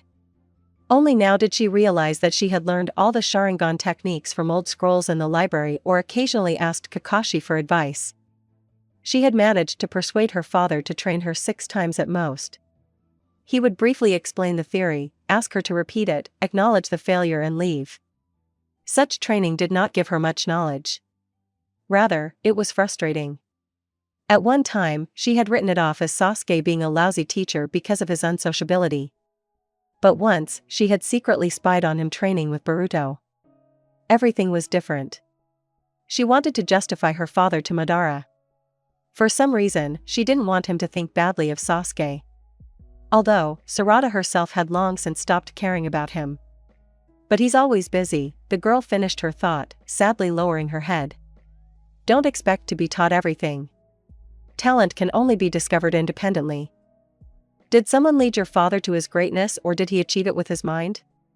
Only now did the girl think about the fact that at one time her father also had no one to explain the simplest rules of using the Sharingan and its features. He had learned all of this himself. For a second, she even felt a pang of shame. Sarada usually got to her room late at night. Exhausted, she quickly changed her clothes, took a bath, and went to bed. Probably, the thing she liked most in the current situation was sleep. For the first time since childhood, she did not see dreams. Not a single one. She no longer had to build invisible barriers to save herself from an unexpected guest, to avoid falling into another nightmare. Metamorphic references to terrible events no longer disturbed her. For the first time in many years, she simply rested. With Madara, they did more than just train. Many hours were spent looking at scrolls and trying to figure out the reason for their close mental connection. Sarada told him what she understood about it. Uchiha took it as an interesting puzzle. Another question was when she would be able to return to her time and what she would need to do that. The library in the Uchiha clan leader's house was quite impressive. It was located at some distance from the noisy rooms and was located in a kind of outbuilding. Behind it there was a forest, and only a narrow path of small stones led to the main part of the house. The place was secluded and atmospheric. Sarada liked to spend time here. Woven tatami, a low table made of dark oak, always hot herbal tea, carefully brought by the servants, and many scrolls. She loved to read. And the local library stored valuable knowledge, rare techniques, and simply interesting stories. Here they often met with Madara. He also loved to read and preferred leisure and unity with himself. However, he was ready to share his secluded place with Sarada. I have an idea. Madara thoughtfully rested his chin on his crossed hands. Sarada had noticed this gesture long ago. His back was tense, his elbows were firmly resting on the tabletop. In contrast to this tension was his head with tousled hair, which rested relaxedly on intertwined fingers. His eyes were fixed on one point, as if they were peering into something immaterial, something that a mere mortal could not see. In this position, he always thought. And the girl liked to watch this process. You wanted to find a new purpose and ideals, and Mai will send you here. Is that right? Remind me, how did you manage to leave the world shown to you last time? Then you. Another you. Showed me your path to the end. Led me to the answer to the question asked. And it was as if I was thrown out of a dream. Sarada looked tired. She was already half lying down, her head resting on the table and using her numb forearms as a pillow. Her legs were bent at the knees and stretched out to the side, inadvertently peeking out from the open gray yukata. So maybe this time you need to get what you came for? You were looking for meaning in life. So find it. Strengthen your views. I think after that the situation will resolve itself. After another quarter of an hour, Madara tiredly rose from the tatami and again turned to Sarada. You look tired. Continue studying this technique tomorrow. It is indeed difficult to understand. It's okay. If you don't mind, I'll sit a little longer. Although her appearance clearly spoke of fatigue, her eyes were searchingly looking at the hieroglyphs. Long fingers tightly gripped the brush, dipped it in ink with a smooth motion and made notes on the draft that only she could understand. Smooth hair was casually gathered into a bun and pinned with another brush. Several strands tried to escape from such an improvised pin and now framed the face. Madara involuntarily stared at this picture, noticing the smooth curves of the girl's body, visible through the loosely tied yukata. These aren't your high-bred clan bitches with slicked back hair, tons of jewelry, and packed into kimonos like cabbage. A thought flashed through his mind, but the man immediately pushed it away. Fool. Staring at a girl. How old is she? 18? 19? Madara couldn't sleep. Sometimes the room was too stuffy, sometimes the buzzing of insects kept him awake. The last straw was that the futon seemed too hard and uneven. The decision to walk invariably led him to the library. In the open window he saw the light of a dying candle. Sarada had fallen asleep at the table, a long scroll rolling off her lap. With ease, as if her body was a feather, the Uchiha picked her up and headed towards her bedroom. She was sleeping very soundly, and Madara was surprised that Sarada never woke up, even after he put her to bed. A spontaneous movement. To straighten a tangled strand of hair that has fallen into her eyes. Her hair is smooth and pleasant to the touch, and the scent of cherry and almond lingers briefly on her fingers. For the first time in almost a month here, Sarada dreams. It's eerily realistic. Or is it reality? Or is it a trick of the dream within a dream concept? A hospital room. Bright light. The barely discernible image of a mother in her usual white coat. Ino, what do you mean, her mind is empty? The voice sounds worried. She now has high brain activity, but it's as if there's no one inside. Yamanaka was at a loss. It was the first time she had encountered such a situation. A short sleep gave way to darkness. In Konoha, Sarada had been in a coma for a month. Demon of Konoha. R Reality. Dream. How relative all concepts are. The truth is always hidden somewhere in between. Sarada had always felt more comfortable thinking that way. If she had been given the chance to choose what she considered real, where she would have stayed, she would have said exactly where and when she was now. Only the knowledge that it would be a clear self-delusion made her doubt it. In the first days, the clan's territory seemed to her more like a mansion with ghosts. Now the attitude had changed. She also liked the fact that she could always find company to her liking here. Today she spent time surrounded by her peers. The girls chatted cheerfully, discussing outfits, hairstyles and gentlemen.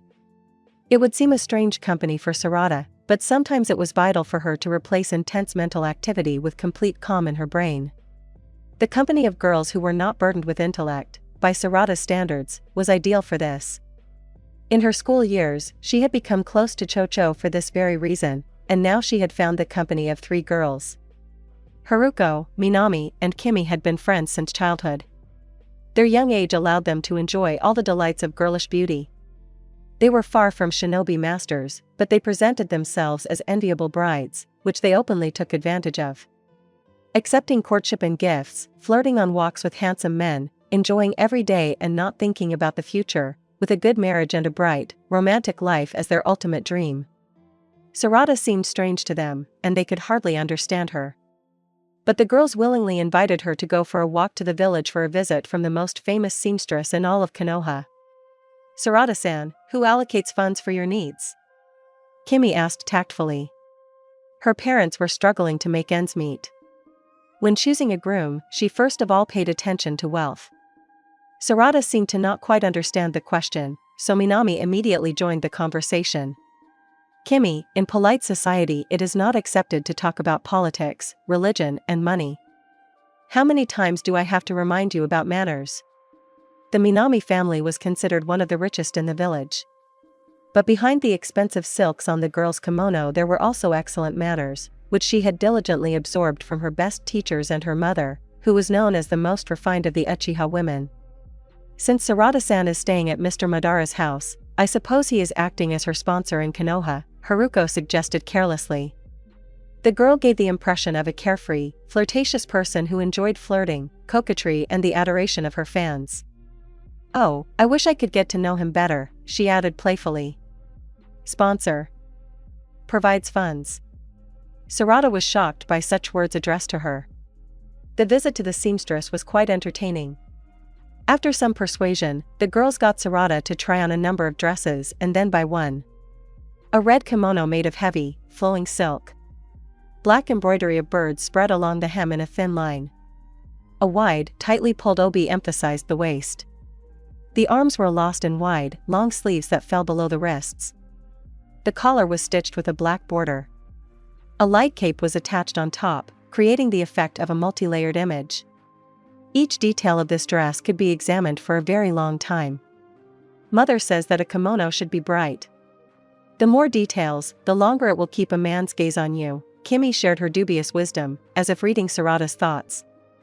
Sarada felt a little awkward in this outfit. She had to raise her arms slightly upwards in order to free her hands and constantly lift the long hem of her dress to take even a step. You look wonderful, Sarada-san. This color suits you very well. How do you like the outfit? Minami asked with a soft smile. That's strange. Workout clothes are much more comfortable. Red.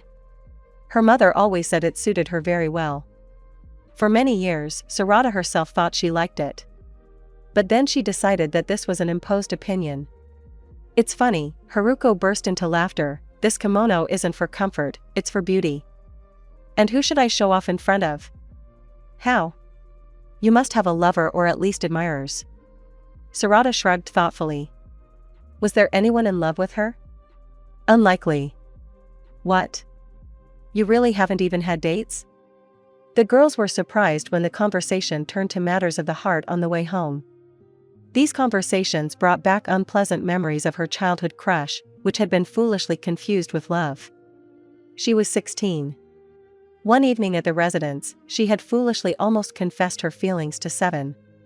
He had turned out to be smarter. Most likely, he had guessed what words Sarada had prepared for him and decided to avoid inconvenience for both of them. The open window of the office, they are standing next to each other. Sarada looks up into the Hokage's blue eyes with hope, secretly admiring their depth and preparing to do the most stupid thing. Naruto gets ahead of her impulse. His broad, strong palms fall on her fragile shoulders. You've become a very beautiful girl. I think soon you'll have no end of guys. I'm interested in talking to you and I'm grateful for your help with the documents. But let's clarify the situation just in case. I hope I didn't mistakenly give you certain hopes. Naruto takes a long time to choose his words and tries to be very tactful. It is very easy to hurt a teenager's feelings, he knows this from his 2 children. What are you talking about? The girl is a little confused and clearly embarrassed. I just wanted to say how much I love my wife and family. Naruto tries to play the fool, scratching the back of his head with his usual gesture and laughing widely. The role of the clan leader came with great responsibility. For some reason, Sarada imagined that the person who held this position should be respected and honored by everyone. What was surprising was that things were often more complicated. Communicating with the residents of the quarter, she quickly realized that not so many people loved Madara. More often, he was feared, hated, or despised. There were many rumors about him, it was difficult to say which of them were true. They could not forgive him for many decisions. Peace with the Senju. Joining Konoha. Izuna's death. A series of difficult decisions followed Madara like a chain. He had to make them as the head of the clan. Choose the lesser evil with the prospect of a bright future for his people. Sarada learned about them on her last trip. Perhaps that is why now, listening to various stories about Madara, they did not frighten her and did not allow her to doubt his motives. He became the head of a huge clan too early. When she thought about it, she saw that little boy who was blamed for his mother's death. The cover story of an uninformed guest. A third-party Uchiha branch from another country, and her young age did not arouse suspicion. Thanks to this, Sarada had the opportunity to overhear various conversations that were supposed to remain secret. But one day, she witnessed a dialogue that made her wary. Those days, Madara had to leave for a few days. And Sarada was bored with the estate, so she preferred to spend her days walking around the village. It was evening. Konoha was hosting a festival, the meaning of which Sarada had little idea of. But it was perfectly clear that the people were not going to sleep until the morning, indulging in festivities, songs, and various amusements. You see, as soon as the demon left the village, all of Konoha celebrated. Approaching the establishment with tables, Sarada made out a rather loud male voice. Following the bold phrase, a familiar ringing laugh was heard. Minami and Kimi came out from around the corner with a group of young men. Everyone was dressed in festive attire, and the men seemed to belong to the Uchiha clan as well and were tipsy. Sarada-san. Kimi beamed happily, hurrying to greet her friend. Are you here alone? Will you join us? Haruko preferred a more personal meeting to our company. So, maybe you could at least join us? Minami hastened to explain the absence of their third friend. She has a secret boyfriend. Can you imagine, Sarada-san? According to her, he is a very influential man. Kimi began to confide, but after Minami's stern look, she chose not to continue. Without waiting for an answer, the smartly dressed girl pulled her along, dragging her in the direction of their company. Their conversation soon bored Sarada and she was about to slip away unnoticed, when an interesting conversation reached her ears. Apparently, the men considered their companions uninterested in politics, and the alcohol in their blood encouraged them to discuss exciting issues. The topic of conversation was the coup in the Uchiha clan. The men fell slightly behind their companions and, having stayed behind, began to criticize the head of the clan. Very soon, Sarada realized that the discontent of her clanmates led to the fact that they were planning to attack Madara any day after his return. His own people were afraid of him. They understood that they would not be able to defeat him fairly, so they decided to set up an ambush and attack him as a crowd from behind, taking advantage of the vile surprise. Meanwhile, Minami and Kimi chatted carefree about their daily affairs. "Minami-san, did I understand their plan correctly?" Sarada, horrified, turned to the girl who seemed more reasonable. But the girl clearly did not understand the question. "My dear, you shouldn't listen to men's conversations when their speeches are not directed at us. Look instead at the beauty that nature gives us on this beautiful evening." Minami, with a kind smile, tried to switch the interlocutor's attention to the spreading linden tree, around which insects were buzzing. On the one hand, Sarada admired this girl. She seemed to her a model of femininity and manners. Did she hear what they were saying behind her back? Definitely. Was she stupid not to understand the words spoken? No, thanks to good training, wise things often sounded in her thoughts and words. Rather, she was the standard of her era. A woman who was smart enough to remain silent and give the leading role to a man. All that was required of her was obedience, inner and outer beauty, good manners, and the ability to maintain a conversation with suitable friends or a future husband on topics that could brighten up her leisure time. But Sarada grew up in modern society, and such a position of a woman seemed strange and wrong to her. Having waited for the right moment, Sarada hurried to say goodbye to her new acquaintances and ran as fast as she could towards the house of the head of the Uchiha clan. She needed to figure out how to find out Madara's location from the servants or advisors and pass on a message. On the way, she persistently thought about whether Minami had deliberately allowed her to overhear this conversation. After all, if she had introduced Sarada to her companions as Madara's invited guest, they would not have uttered a word. "Good night, Sarada-san. You're early. Are you planning on skipping the paper lantern ceremony?" "You shouldn't. It's a beautiful sight. Each lantern represents someone's dream. A spark of hope that the villagers send into the sky, asking for a better future." At the threshold near the main entrance to the house, the girl met the manager. The man was already quite old. Worldly wisdom was imprinted on his appearance with gray hair. "Old man Yoshi is too wise to betray me. He has been by my side since childhood and taught me a lot. There are few people I can trust so much," Madara once said about him. Sarada liked this man. He was more like a grandfather in age, but his straight posture, fit, strong body, a battle-hardened warrior, and bright gaze did not allow her to speak of him that way. His old gait could not bend his back, and even his cane only added some heft, as if forcing her to feel even more respect for this man. Yoshi rarely left the house. Even now, he was watching the celebration from the sidelines. And next to him stood a lantern, which he intended to launch. Sarada suddenly became interested in what this man could dream of. "I am responsible for this place. How will I know what is going on here if I am gone for a long time?" he once explained his postulates to Sarada. Yoshi was a good manager and knew how every floorboard creaked in this house. Sarada breathed a sigh of relief when she saw him. Certainly, Madara would not be in danger with such a man. Yoshi had been an excellent scout in his youth, and he had clearly retained his skills now. He would certainly have had time to warn his master in case of danger. "Yoshi-san, please, you must tell me. You know this for sure. Where is Madara headed? I need to give him important information." "Of course I will. How can you hide something from such a nice girl?" Sarada was surprised by the old man's compliance. Usually, it was impossible to find out any important information from him. "You can find him in your office," the man smiled softly. "How? He's back already?" "When?" "Not so long ago. But I would advise you to visit him in the morning." Sarada didn't listen to the end and disappeared into the labyrinth of corridors. The buzz of her head-splitting thoughts died down as she stopped. The soft rustling of the door went unnoticed. There were many windows in the Uchiha's office, and all of them were open, letting in the fresh night air. Thick long curtains, succumbing to the gust of wind, flew up, floating in white clouds around the room. Because of them, Sarada was not immediately able to see Madara in the office, and his guest.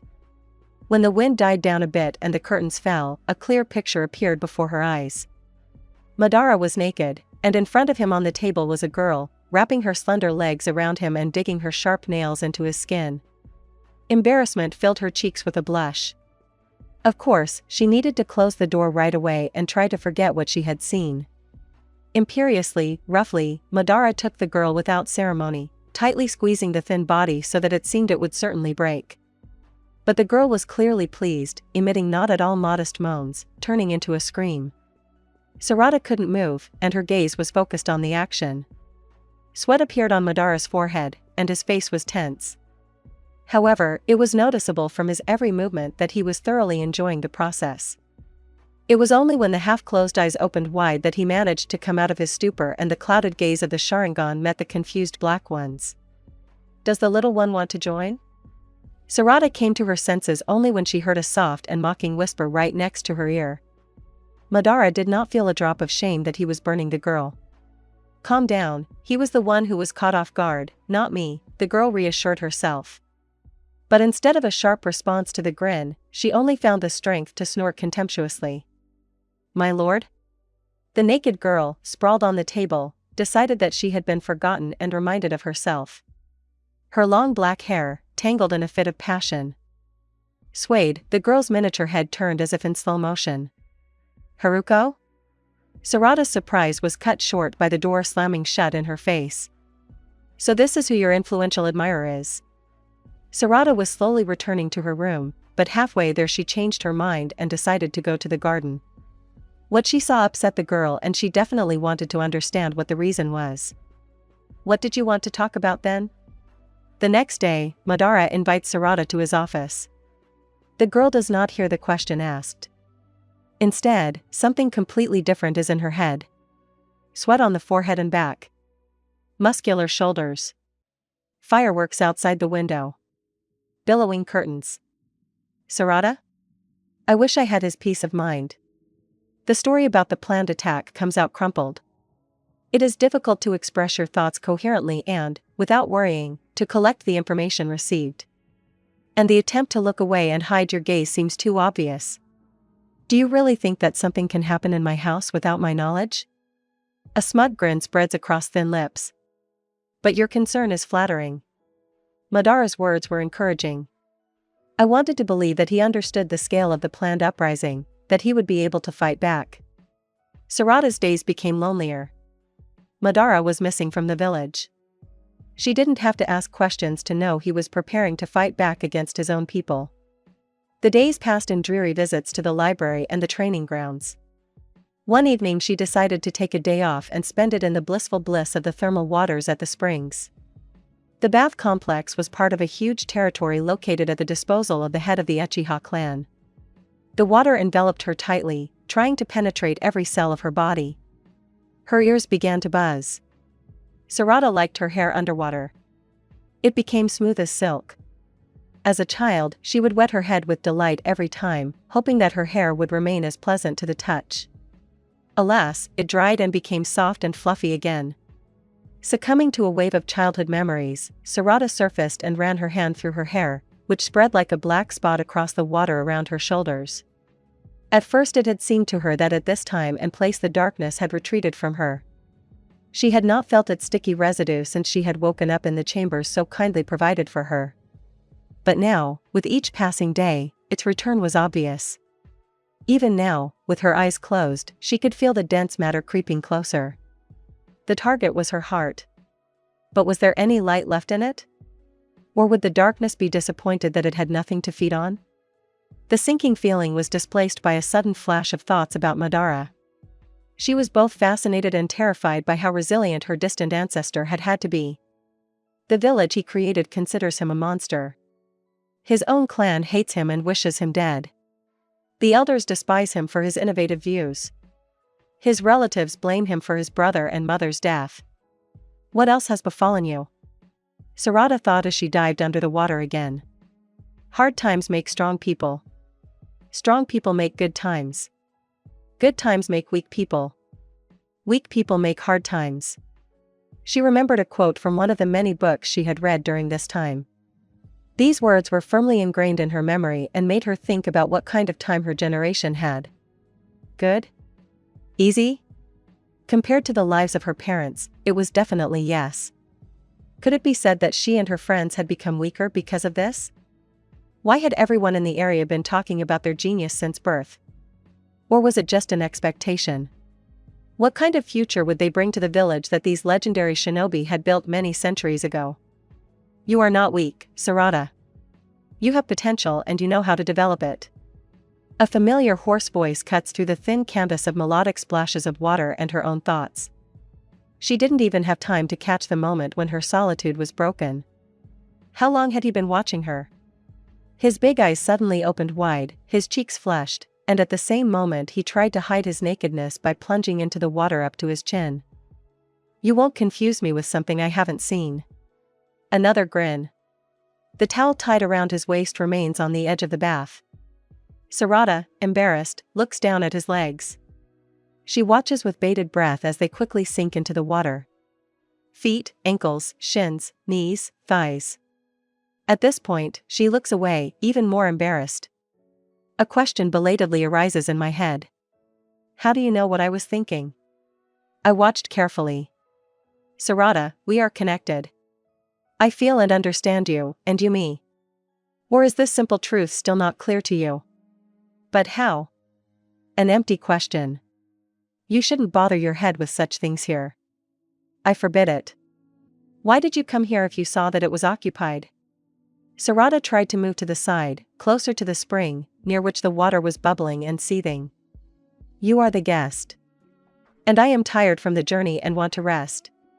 Besides, you scared away my last way to relax and now it refuses to come in. The space around him shrank to the point of impossibility. It suddenly became stuffy. The smell of sandalwood, pomegranate, and ash began to tear at his lungs. It beckoned to Tsunade, made her inhale it with pleasure over and over again during training or quiet evenings together. Danger, power, strength, cruelty. The feelings you experience next to Madara. Uchiha literally screamed, run. But Tsunade, on the contrary, wanted to be as close as possible. To touch. To cling. To absorb his scent. To dissolve in him. These desires were frightening.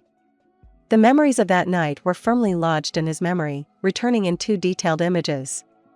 Strong, toned abdominal muscles, wide hands tightly squeezing a pliable body, hoarse breathing. The lower abdomen began to ache from detailed thoughts. It was like an obsession. Is something bothering you, baby? Madara is hovering over her as she's lost in thought. Water drips from his long, shaggy locks onto her shoulder. Each drop burns an invisible mark into her skin. Each drop makes her shudder briefly. But then Tsunade feels his breath on her skin. The intense shudder turns to heat. She's never felt anything like it before. His black eyes look into the depths of her soul.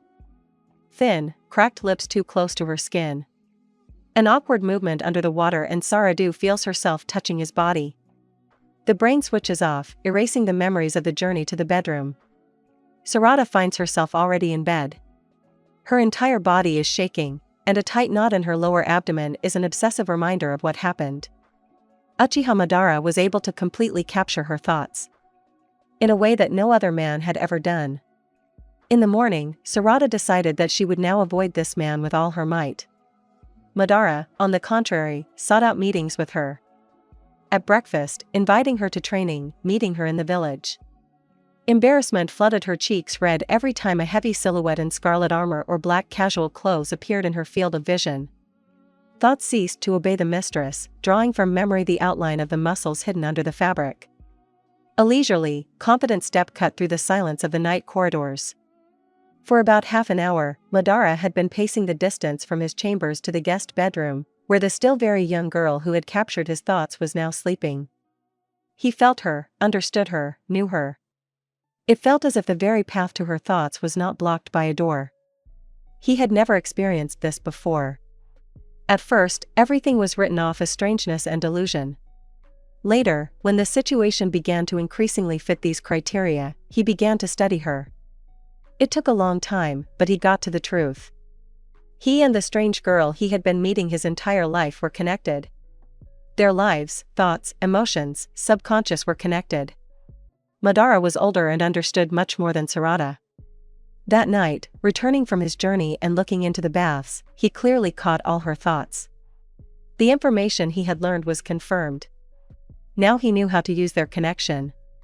However, his little guest, apparently, had not been able to think of such things herself. And he did not want to reveal all his cards to her yet. There was another thing that was bothering him. He had a desire. A desire for Tsunade, as a woman. Persistent, viscous, never leaving his thoughts and growing stronger when they met. He had many girls, but he had never experienced such an attraction. It all started with that night. Madara had a great time with a girl, I think her name was Harumi or Haruzi, or maybe Haruko. He often had trouble with names. But he remembered other things clearly, the smoothness of curves, the feel of skin against skin, the softness of hair. Tactile sensations always told him much more. Tsunade had invaded his office so unexpectedly and had subjugated all his thoughts and desires. In a second, he remembered the smell of cherries and the feel of her toned little body under his wide palms, the loose strands of hair and long legs that could be seen through the slit of her yukata. That night, she had not found the strength to return from the library to the bedroom, and he could not get the feeling out of his head. And now he stands in front of her room, his hand raised, full of desire to push the door aside and visit Tsunade. Fool. You're older and more experienced. You should be wiser, not act like a teenager going through puberty. There's no point in making this situation worse, his inner voice scolded him. Madara was a man of reason, unlike his friend Hashirama. And that meant that when his brain screamed that he was making a mistake, he had to listen to it and not follow his feelings. The courtyard terrace. The coolness of the earth, covered with fragrant grass and flowers. The moon in the sky, surrounded by stars. Madara's gaze was directed at the sky. He felt lonely. All his life. And only this girl erased the disgusting feeling. The clouds that had gathered were rapidly covering the sky. This night had decided to give Konoha torrential rain. But Madara was in no hurry to hide from it under a roof. The house is much drier now, sir. The manager, Yoshi, came out to the terrace to meet him. I can't sleep. And what thoughts haunt you? They are about one person and what I can afford. Our life is so short. You look back and you're already an old man. And that's if you're lucky. Pick your roses before it's too late. Madara remembered the expression that once interested him and thought about it. There's a thunderstorm coming, Yoshi was clearly puzzled by something. I know. And this doesn't bother you at all? I have lived through many storms. This will be just one of them. Old man Yoshi nodded humbly and left the terrace. Madara sat there for a while longer and finally made a decision. His rough fingers reached out to a solitary poppy flower and plucked it. At that moment, an inexplicable pleasure played on the man's face. After all, what do I have to lose? It is not known when exactly that day will come and she will leave this place. A drop falls from his shaggy black hair and lands on his bare shoulder, burning a path behind him. Tsunade is dozing and lost in memories. Too vivid, almost like reality. Too much. Another drop and the smell of rain growing stronger. The sensations were suspiciously distinct. It made her wake up from her drowsiness and open her eyes. A dark silhouette was hanging right above her. Everything happened spontaneously.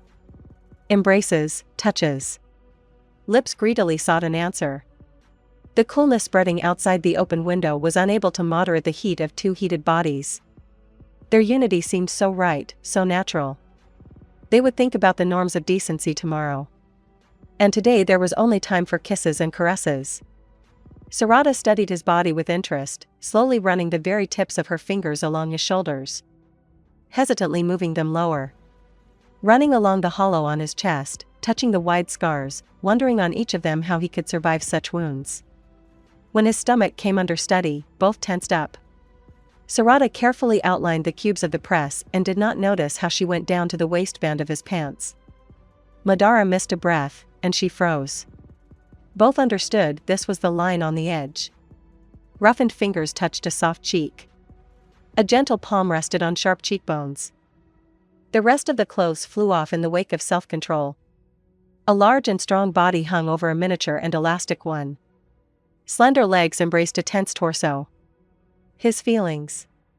Her feelings. Everything mixed into a nuclear cocktail. It blew the roof off, locked common sense somewhere in the back of the mind and forced to dissolve in what was happening here and now. It was already difficult to figure out where the feelings of one began and the feelings of the other continued. They merged into one. Physically and spiritually. This is better than everyone who came before. A thought flashed through Madara's mind as Sarada found herself on top. This is not at all like the dream with Seven. Still embarrassed by the memories of the dream, Sarada bit her lip, allowing herself to be pressed quite roughly against the wall. Time was lost. Sarada was ready to fall asleep almost instantly as her head hit the pillow. "I want to ask you for something." A hoarse voice cut through the silence. It was his first words of the visit. Sarada just propped herself up on her elbow, full of attention. "Be careful tomorrow. There's a fight brewing." Without waiting for an answer, Madara, like a rag doll, turned the girl around and hugged her, burying his nose in her disheveled fluffy hair. The scent of cherry and almond mixed with sandalwood and bergamot. Sarada slept peacefully. Madara didn't want to leave the rumpled bed and the embrace of the one with whom he felt incomparably good. But he couldn't afford such a luxury as waking up together. He disobeyed the voice of reason. And now he regretted it. He left the guest room unnoticed. In the morning, the first thoughts were that it was all a dream. But the body responded with unusual sensations, and the nightgown was lying in the middle of the room. There was a poppy flower on the pillow next to her. Sarada shuddered when she saw it. "Just like when I was a kid." Finding Madara, she waited for an explanation. But all she got was evasive phrases. He didn't want to acknowledge or comment on the events of the previous night. It was a dull pain. Her mood was spoiled, and for the first time in a long time she wanted to go home. To escape from here. Madara knew what he was talking about when he warned of danger. By evening, as soon as dusk touched the streets, a rebellion began in the Uchiha clan. People rebelled against their own leader. Much blood was spilled. Explosions were heard here and there. The clan leader's house was ablaze. Yoshi was lying on the porch in a pool of blood. When he met the uninvited guests, he was not cowardly enough to run. But he also did not have enough strength to resist them. The manager died along with the house. "Thank you, mentor." Madara, overcome with grief, squeezed the old man's withered hand. He found him already mortally wounded. The conspirators decided that there was no point in finishing him off. The murder of the old man ignited the flames of rage in the Uchiha and, fueled by the remnants of warm memories that connected him with Yoshi, he plunged into a riot of his power. The Demon of Konoha. Madara got this nickname for a reason. That evening, the Uchiha seemed to revel in death. Spilling the blood of his clansmen. Mercilessly. Savagely. Cruelly. He looked like a reaper, striding along the wooden corridors burning with fire. Behind him, a gunbai and a scythe were visible. And his fingers, covered in black seals, rose into the air time after time to create a new fiery flash with a short click. Flames. Screams. Blood. Ashes. Uchiha Madara dealt brutally with the rebels. The veil of rage fell from his eyes when he came out into the courtyard and saw Sarada desperately fighting. 6 men surrounded her. The young girl deftly dodged fire attacks and shurikens. They could not reach her. Now he remembered every lesson held under the spreading willow, every instruction and gesture. The Sharingan worked at its limit, trying to keep track of everyone and make a forecast. His fingers furiously formed seals, in short breaks scattering the remains of small shurikens hidden in their sleeves. In such an environment, she cursed herself for refraining from kenjutsu lessons and not wielding a cold weapon like her father. But Sarada regretted even more that she never awakened Manjikyu. Her strength was rapidly leaving her. The enemy's offensive was succeeding better and better. Madara's heart trembled. He understood where this was all heading. The countdown was in seconds.